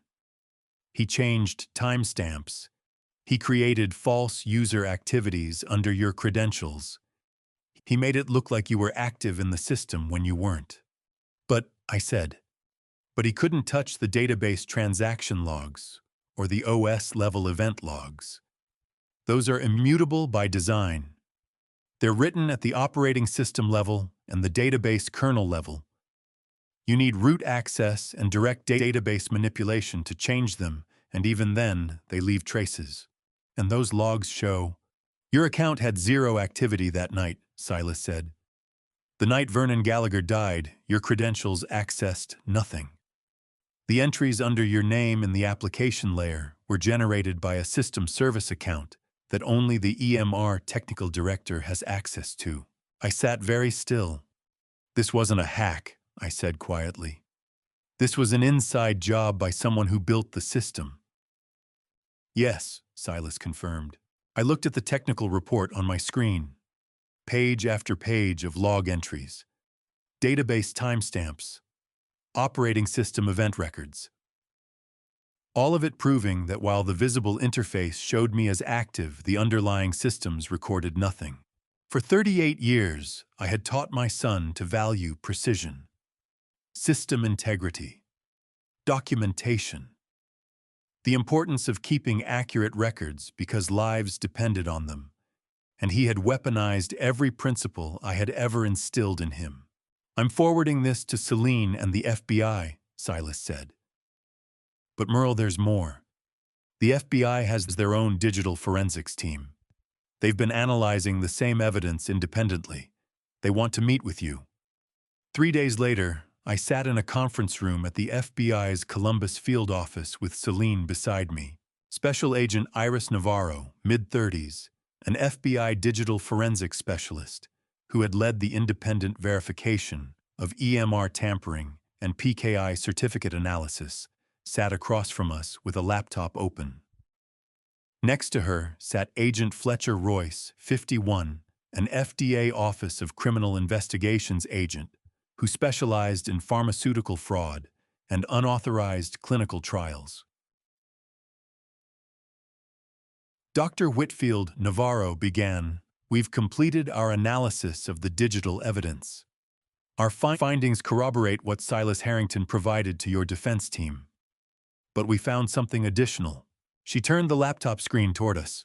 A scanned image appeared. The physician authorization form. My name typed at the bottom. The digital signature that looked exactly like mine. The digital signature on the physician authorization form displays a timestamp of 10:47 p.m. on the admission night, she said. March 13th, 2025. That timestamp appears in the visible document properties. She opened a different window. Technical metadata. Lines of code and certificate information. But the PKI certificate metadata shows the signature was actually created at 2:23 a.m., March 14th. I stared at the screen. 2 hours and 36 minutes after the experimental drug entered Vernon Gallagher's bloodstream, Fletcher Royce said quietly. The timestamp was manually rolled back 3.5 hours. The room was very quiet. I could hear the hum of the air conditioning, the faint sound of someone walking past in the hallway outside. The signature was applied after the drug had entered the patient's veins, I said. My voice sounded distant to my own ears. After Vernon Gallagher no longer possessed the capacity to grant or deny consent. Yes, Navarro confirmed. Celine's hand rested on her legal pad. Her pen was motionless. This transforms the charge, she said. This isn't fraud with an unfortunate outcome. This is knowing administration of an unauthorized drug, followed by retroactive fabrication of consent documentation. Fletcher Royce nodded. The FDA considers this criminal homicide in the commission of pharmaceutical fraud, he said. Federal Statute 18 U.S.C. 1347, healthcare fraud resulting in death. The maximum penalty is life imprisonment. I read that line in Navarro's report and couldn't look at the page for 5 minutes. I sat in that conference room staring at the wall while Celine asked technical questions about admissibility and chain of custody. I heard her voice. I heard the agents respond. But the words felt like they were coming from very far away. Vernon Gallagher had been 69 years old, a retired postal worker, a father and grandfather, a man with weeks left to live who had been willing to try anything that might give him more time with his family. And someone had administered an experimental drug to him without his knowledge or consent. Then 2.5 hours later, after the drug had entered his bloodstream, after his body had begun the process that would lead to his death, someone had sat down at a computer and created a digital signature with my credentials and backdated it to make it look like consent had been granted before treatment began. My son had built the technical infrastructure that made this possible. My daughter-in-law had designed the clinical execution, and Vernon Gallagher had died, believing that I, his doctor, the physician he had trusted with his final days, had authorized a treatment that killed him. The signature was applied after the drug had entered the patient's veins, after Vernon Gallagher no longer possessed the capacity to grant or deny consent. I read that line and couldn't look at the page for 5 minutes. The FDA OCI lab report arrived 3 weeks after they seized the remaining Verelix vials, and the first paragraph changed everything. I had spent those 5 minutes in the FBI conference room, staring at the wall, absorbing the reality that my son had created a digital signature after Vernon was already dying. Now I sat in Celine's office with Agent Fletcher Royce and learned that the death itself had been guaranteed from the beginning. Fletch Royce opened his laptop and turned it toward us. "Dr. Whitfield," he said, "the FDA's Chemical Analysis Division completed their examination of the Verelix samples seized from hospital storage. What we found is significant." A laboratory report appeared on the screen. Technical language, chemical analysis, temperature stability data. Verelix requires 2 to 8 degrees Celsius cold chain storage, Royce said. It's a biologic drug, temperature-sensitive protein structures. The manufacturer's documentation is explicit about storage requirements. He scrolled down to a highlighted section. Temperature logs from the hospital's pharmaceutical storage system show the batch used on Vernon Gallagher was held at 15 to 18 degrees for 72 hours before administration. Solène leaned forward. "But that would degrade the drug," she said. "Lose therapeutic value. Chakitito? And develop toxic protein aggregates," Royce confirmed. The chemical analysis shows exactly that. When biologics are stored outside their specified temperature range, the protein structures denature. They fold incorrectly. In some cases, they aggregate into formations that trigger severe immune responses. He opened a second document. More laboratory data, charts showing protein degradation over time at different temperatures. In a patient with impaired renal function, like Vernon Gallagher, Royce continued, the immune reaction to those aggregates would be fatal. His kidneys couldn't clear the inflammatory cascade. The drug didn't fail to work. It was designed to kill him. I stared at the screen. "Access logs," I said quietly. "Who entered that storage area during those 72 hours? Royce pulled up a third document. Security access records, badge swipes, timestamps. Only Dr. Celeste Whitfield entered that storage area during those 72 hours, he said. She accessed the pharmaceutical cold storage at 2:17 p.m. on March 11th and moved the vials to a unit outside the required range.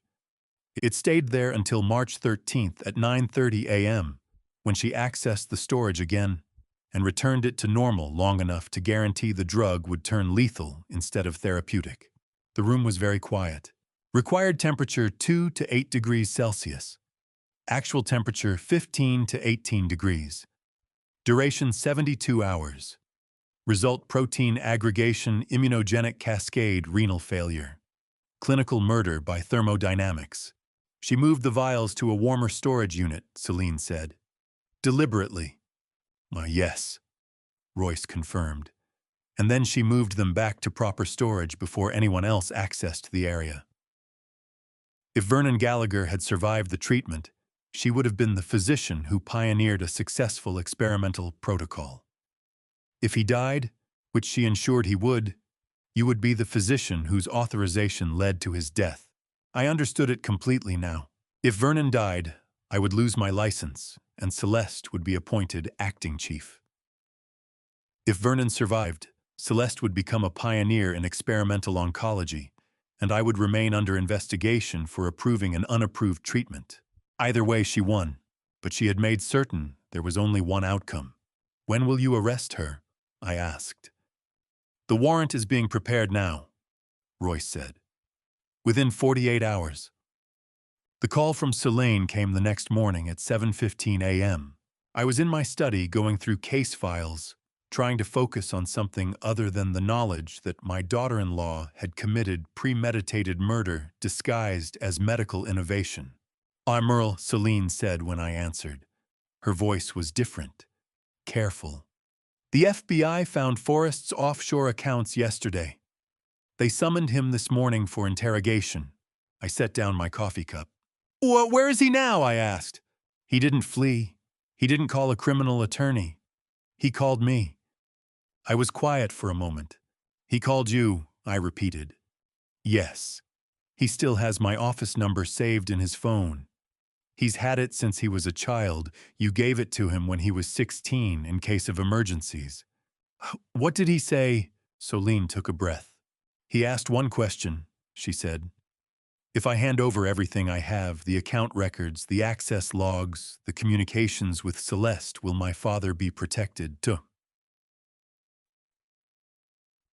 I stood up from my desk and walked to the window. The morning light was gray. The street below was quiet. For 38 years, I had taught my son to question authority, think independently, protect the vulnerable. Somewhere in the wreckage of this conspiracy, those lessons had survived. He didn't ask about the charges against him, I said. No. He didn't ask about the offshore money. No. He asked if his cooperation would protect me. Yes, Selene said. Merle, I need your authorization to negotiate on his behalf. The FBI is willing to offer reduced charges in exchange for complete cooperation. But I need to know if you want me to take him on as a client. I looked out at the empty street, at the houses where families were waking up, at the ordinary morning unfolding for people who had not spent the past 4 months watching their lives disintegrate. He's my son, I said. Help him. I will, Selene said. But Merle, you need to understand what this means. If Forrest testifies against Celeste, if he provides the technical documentation of how she coerced him into building the digital infrastructure for this fraud, he's turning evidence against his own wife. I know, I said, and their marriage is over. His career is over. He'll likely serve time even with cooperation. I know.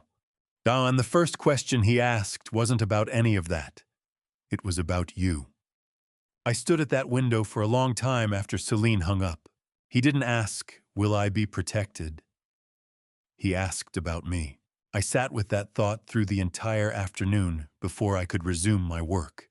The FBI's 4-year EMR audit took 6 weeks to complete, and when Selene opened the file in front of me, her face told me everything before the numbers did.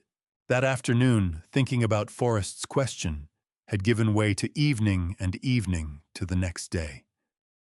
My son had asked if his cooperation would protect me, not himself, me. I held that knowledge the way you hold something fragile carefully, knowing it might break if you examined it too closely. Now we sat in Selene's office with Special Agent Vaughn Kane and Agent Fletcher Royce. Early September, 6 months since that Monday morning when Celeste had walked into my office with a blue folder. Kane opened a laptop and turned it toward us. Using the technical access logs Forrest provided, he said, "We conducted a comprehensive audit of the hospital's EMR system covering the past 4 years. What we found expands the scope considerably. A spreadsheet appeared on the screen. Patient names, dates, authorization types. 12 additional patient files over 4 years, Kane continued. Forged digital signatures, all using your credentials. Not all trial drugs, some unapproved devices, referrals to clinics Celeste had financial interest in. I looked at the names on that screen. 12 people I had never authorized treatment for. 12 cases where my signature had been fabricated and attached to medical decisions I had never made. Vernon wasn't the first, I said quietly. Fletcher Royce shook his head. Vernon was the mistake, he said. The one that died publicly enough to trigger an investigation. For 4 years, your reputation was the shield that made everyone assume the authorizations were legitimate. No one questioned a document bearing Dr. Merle Whitfield's signature because you had spent 39 years building credibility that made questioning unnecessary. The list on the screen was organized chronologically. Patient JM March 2021. Experimental immunotherapy device authorization forged. Patient RH August 2021. Referral to private oncology clinic authorization forged. Patient TS January 2022. Unapproved diagnostic protocol authorization forged. The list continued. 12 names, 12 dates spanning 4 years, 12 separate instances where Celeste had used my credentials as camouflage for decisions that bypassed institutional review, patient consent, and medical ethics. Vernon Gallagher appeared as entry number 13. What happened to these patients, I asked. Most survived, Kane said. Some received treatments that were ultimately harmless even if unauthorized. Others were referred to facilities that provided legitimate care, despite the fraudulent referral. But 3, including Vernon, died as a direct result of the unauthorized interventions. For 39 years, I had built a reputation on precision and ethics. Celeste hadn't destroyed it. She had counterfeited it, used it as camouflage while I remained completely oblivious that my name was being deployed as authorization for medical decisions I would never have approved. When will charges be filed? Celine asked. Within the week, Fletcher Royce said. Federal indictments for Celeste Whitfield and Leland Stafford. Multiple counts of healthcare fraud, conspiracy, wire fraud. Forrest Whitfield will be charged separately under a cooperation agreement. And the medical board? I asked. They've been briefed, Kane said. They'll likely issue a determination clearing you within 30 days. The evidence is overwhelming. 2 weeks later, Celine called me with news about Corinne. The FBI offered Corinne Blackwell formal witness protection, she said. Full relocation assistance, new identity if necessary. They wanted her testimony about the coercion. And I asked. She declined the protection, but she agreed to testify. I sat down at my desk. Why would she decline protection if she's willing to testify?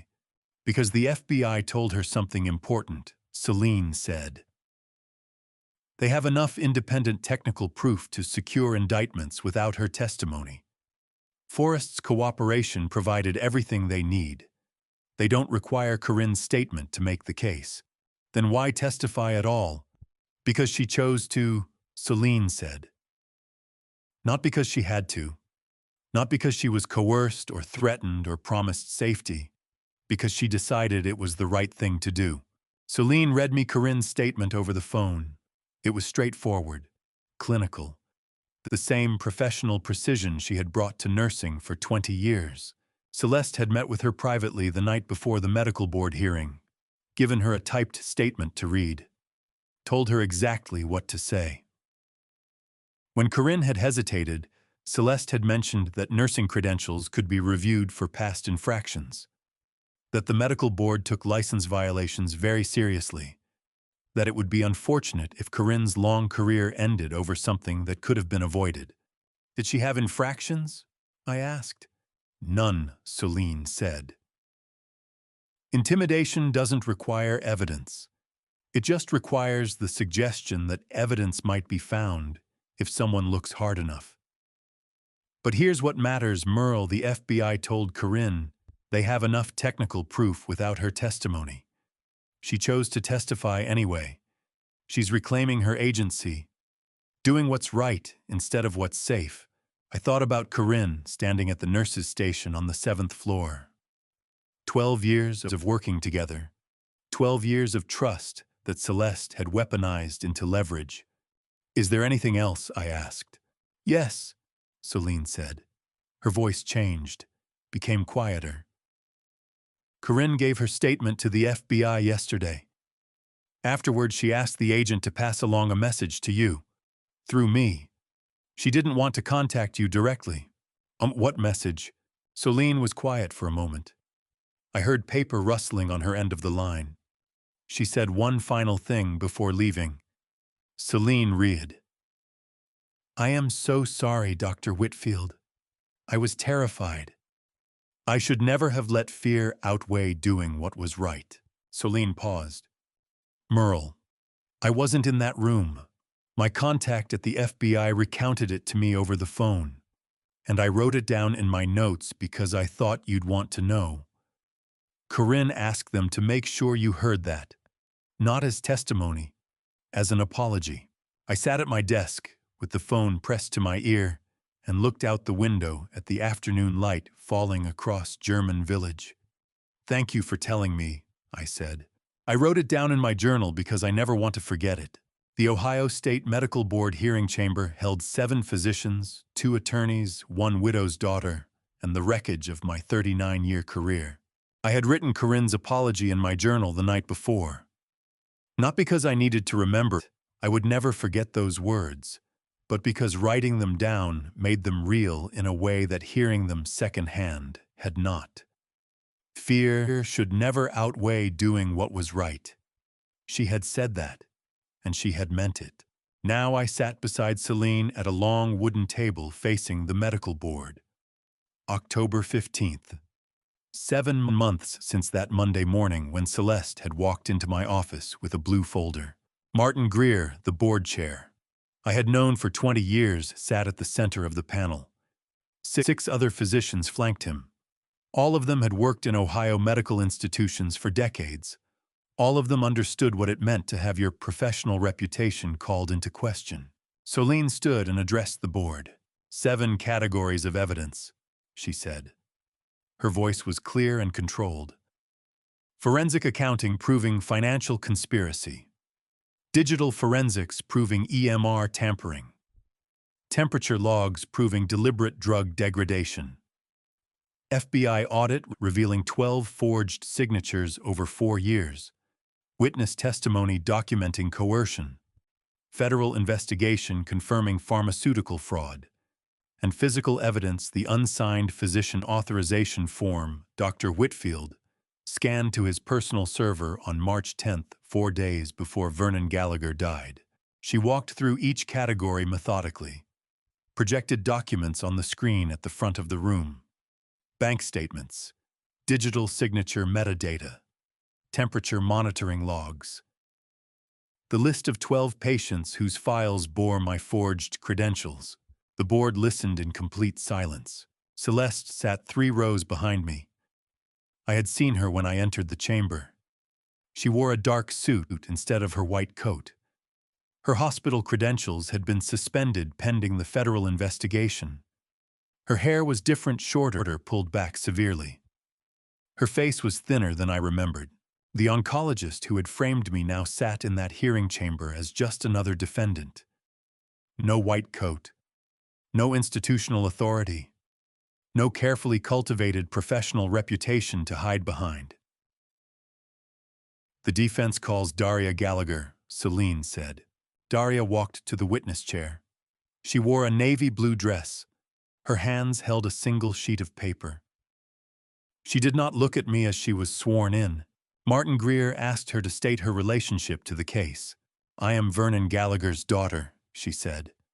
Her voice was steady. I filed the initial complaint that led to this investigation. Dr. Gallagher. Celine said, "You've had access to all the evidence the FBI and FDA have gathered over the past 6 months. You've reviewed the forensic accounting, the digital analysis, the witness statements. What is your assessment of Dr. Whitfield's culpability in your father's death?" Daria looked down at the paper in her hands. Then she looked up, not at Celine, but directly at me. "Dr. Whitfield is not the person who killed my father," she said. Each word was deliberate, clear. I was wrong, and I needed to say that here in front of everyone. The hearing chamber was absolutely silent. My father died because someone exploited his desperation and my family's hope. Daria continued. Someone who knew we would pay anything for more time. Someone who deliberately degraded a drug to ensure he would die. That person was not Dr. Whitfield. She folded the paper and set it on her lap. I spent 6 months believing Dr. Whitfield had killed my father. I was wrong, and I am sorry. Celine later told me Adrian Cross had recanted his television statement in a sworn affidavit revealing that Celeste had threatened to leak a manipulated video suggesting he had falsified a patient chart, a threat Forrest's testimony confirmed had been fabricated using the same back-end access used against me. Martin Greer made a note on his legal pad. The other board members sat motionless. The hearing continued for another hour. Technical testimony, legal arguments, procedural questions. Finally, Martin Greer looked up from his notes. "This hearing is adjourned," he said. "The board will issue its decision within 14 days. When vindication comes, why does it feel like ash? I had spent 8 months fighting for this moment." The board, hearing the evidence, presented the truth exposed. Now that it had arrived, it tasted like nothing at all. 1 week later, Celine called me at 2:14 in the afternoon. I was in my study reading through medical journals I had missed during the investigation, trying to remember what it felt like to think about oncology as medicine rather than evidence. "Merle," Celine said when I answered. "The FBI executed arrests 1 hour ago." I set down the journal. "All 3, I asked. Yes. Celeste at the hospital, Forrest at his office, Leland at the airport. He was trying to board a flight to Geneva." I walked to the window. The apple tree in my backyard was turning color. October in Ohio. The leaves shifting from green to red and gold. "What are the charges?" I asked. "Celeste faces life under 18 U.S.C. 1347 healthcare fraud resulting in death. Additional charges for wire fraud and identity theft. Forrest's charges are reduced per his cooperation agreement. Conspiracy, wire fraud, computer fraud. Leland faces bribery, conspiracy, FDA prohibited acts." "How long until trial?" "Months, maybe a year. Federal cases move slowly." I stood at that window looking at the apple tree and felt absolutely nothing. My son was in handcuffs. My daughter-in-law would likely die in prison. My career had been destroyed and was only now beginning the slow process of restoration. 12 patients had been victimized using my credentials. 3 people had died, and I felt nothing. Celine said. "Are you there?" "I'm here." "Detain." "The medical board will issue their decision next week. Based on the hearing, I'm confident they'll clear you completely." "Thank you," I said. "Are you all right?" "I don't know." We spoke for a few more minutes. Legal procedures, timeline projections, the mechanics of justice unfolding with bureaucratic precision. Then she hung up. I sat looking at the apple tree outside my window as its leaves began to turn color. Ohio autumn. The season I had always loved, the shift from one thing to another, the visible evidence of time passing. And I didn't know what I felt.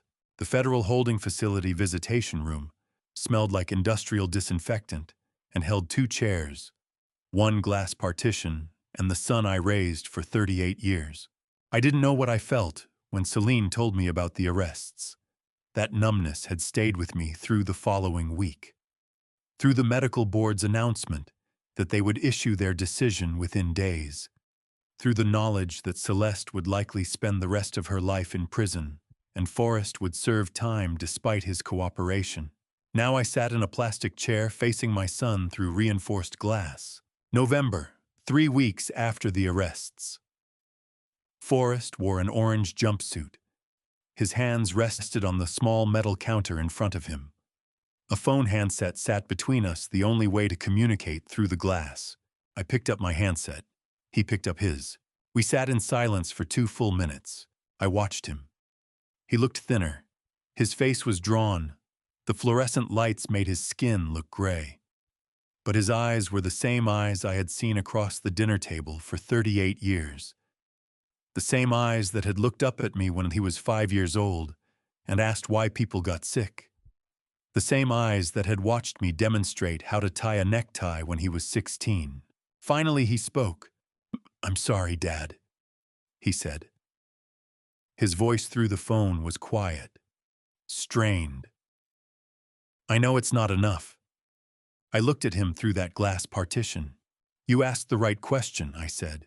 "You asked, what if someone dies? And then you stayed in that room anyway. I love you. But I cannot offer you absolution. That is not mine to grant, it belongs to Vernon Gallagher's family." Forrest's eyes filled with tears. He nodded once. He didn't try to defend himself, didn't offer explanations or justifications. Just nodded. The glass partition between us was barely half an inch thick. I could have reached through the phone slot and touched his hand if the guards had allowed it. But that half-inch of reinforced glass felt like the distance between 2 continents. Glass partition between father and son. The same physical distance as the moral distance. Forrest on one side of choices he had made. I on the other side of consequences I had survived. "She told me you'd lose everything if you didn't sign," Forrest said after a long silence. "That the hospital would blame you for the oversight failure. That the family would sue. That your license would be revoked for negligence. She said the only way to protect you was to make it look like you had authorized it after the fact." I listened. "I built the technical infrastructure because I thought I was protecting you," he said. "The forged signatures, the altered logs, all of it. I thought I was preventing exactly what ended up happening anyway." He looked down at his hands. "I was 26 when I started working at the hospital," he said. "You taught me to question authority, to think independently, to protect the vulnerable." I forgot the most important lesson. "What lesson?" I asked. "To question everyone, including family." We sat in silence for another minute. "I'll testify," he said, "against Celeste, against Leland. I'll tell them everything. It won't bring Vernon Gallagher back. It won't undo what I did. But it's all I have left to give."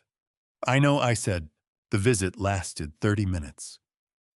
When it ended, I walked out of that facility into the November cold and drove home through streets that felt simultaneously familiar and entirely foreign. 3 weeks later, on a quiet December morning, Celine called. "The board issued its order this morning," she said. "Full restoration of license and hospital privileges. The hospital released a public apology." I sat at my desk in my study. Snow was falling outside the window. Light, dry flakes that barely accumulated. "Thank you," I said. "Merle, this is significant. You're completely cleared. No restrictions, no probationary period. Full restoration. I understand. The hospital CEO wants to meet with you next week. They're offering to reinstate your position." "I'll think about it," I said.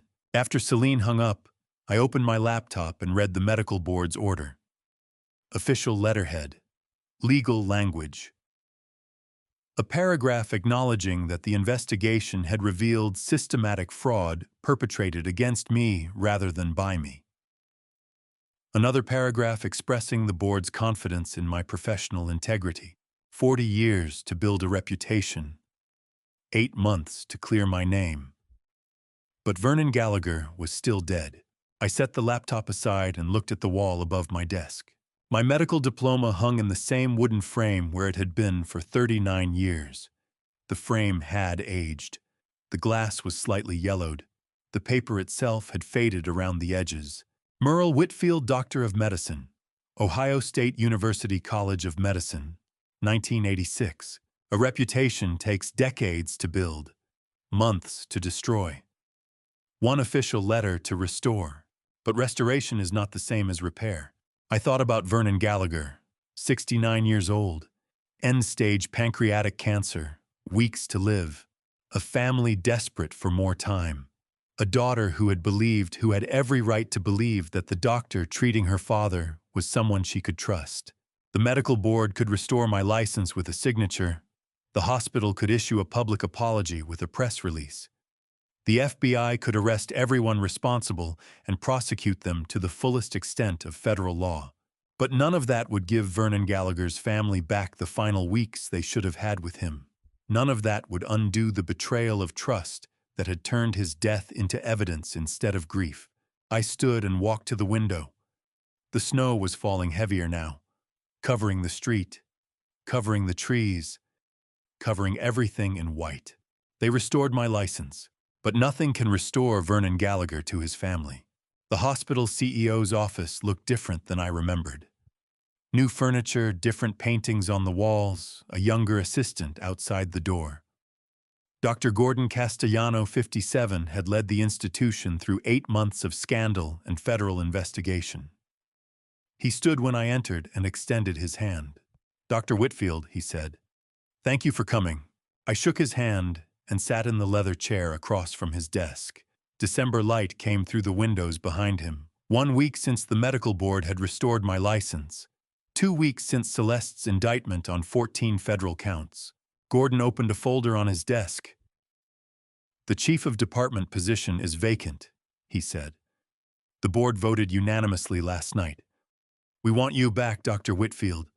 Your salary, your office, your full authority restored." He slid a contract across the desk toward me. I looked at it. 11 years I had held that position. 11 years of administrative meetings and budget reviews and personnel decisions. 11 years of institutional authority that Celeste had used as a weapon to destroy my reputation. "I appreciate that," I said. "But I'm declining." Gordon's expression shifted slightly. Surprise, maybe. Or confusion. "What I propose instead is this," I continued. "Establish an independent clinical research ethics oversight program. I audit every experimental protocol before it begins.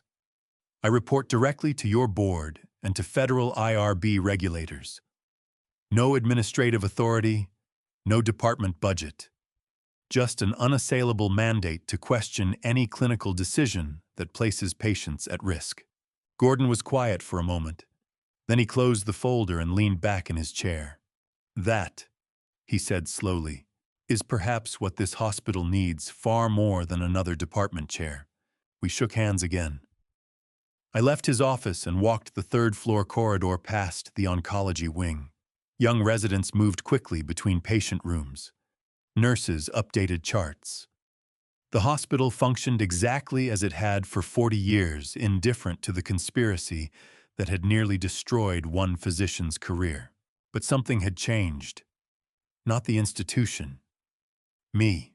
The memorial service for Vernon Gallagher was held in a small hospital chapel on December 20th. Daria had organized it quietly. Family and clinical staff only. No public announcement. No press. I arrived early and stood at the back of the chapel. 20 wooden pews, stained glass windows on both sides, a simple altar at the front.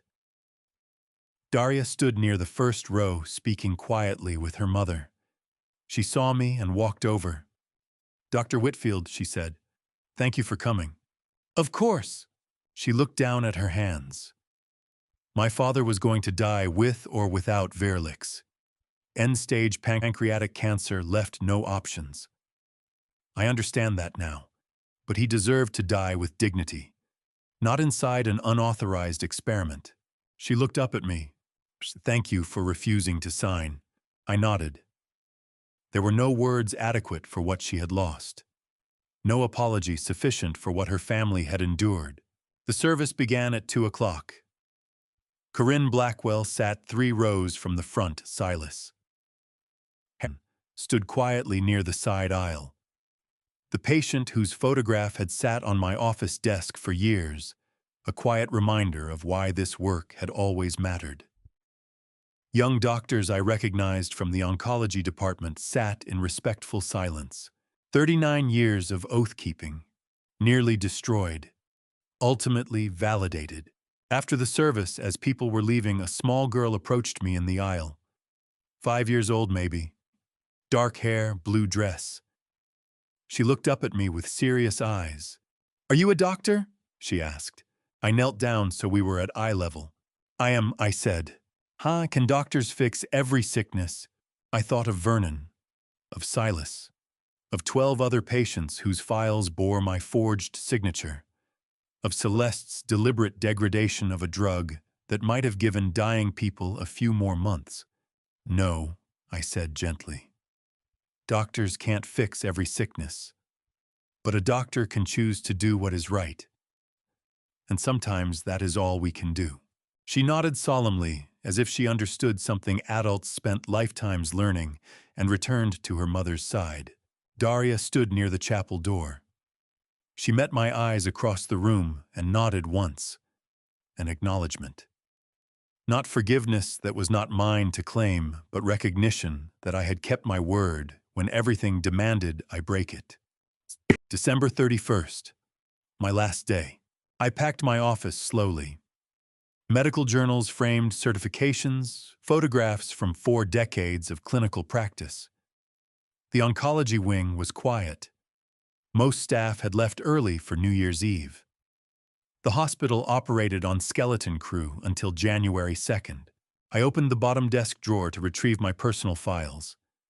Underneath a stack of legal documents and forensic reports, I found an unopened envelope.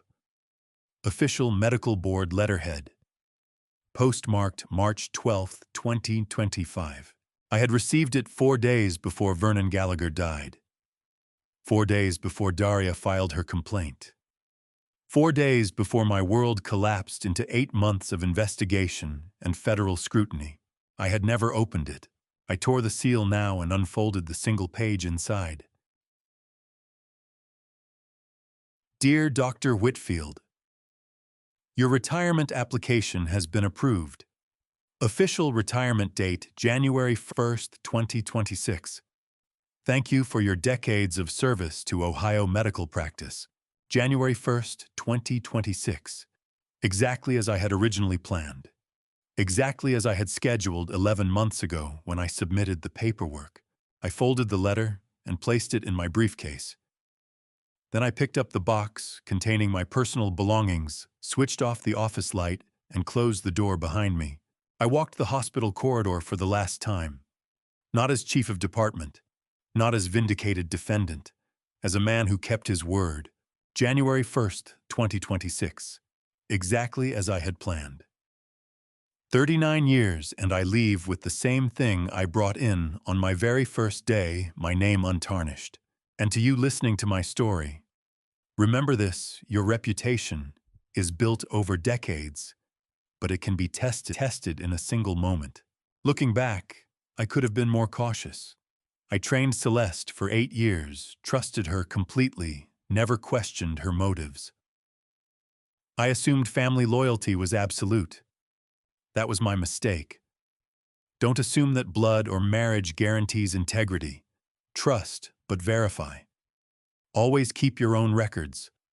Always know who has access to your name, your credentials, your legacy.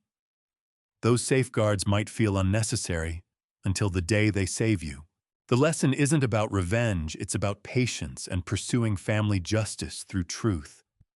When someone you loved tries to destroy you, your instinct is to fight immediately. But sometimes silence paired with documentation is more powerful. I believe God put me through those 8 months to show that integrity doesn't need to be loud to win. The evidence spoke for itself. Family justice doesn't always look like courtroom drama. In Dad's revenge stories like mine, the triumph isn't destruction. It's reclaiming what was stolen: your name, your peace, your future.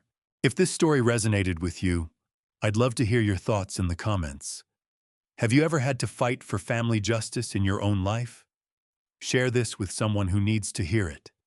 And if you enjoy Dad's revenge stories that focus on truth and integrity, please subscribe to Wise Revenge. There are more stories like mine waiting for you. Thank you for staying until the very end. Your time means everything to me. One final note: some details in this story have been adapted for privacy and storytelling purposes. What remains true is the lesson about integrity, patience, and the power of keeping your word.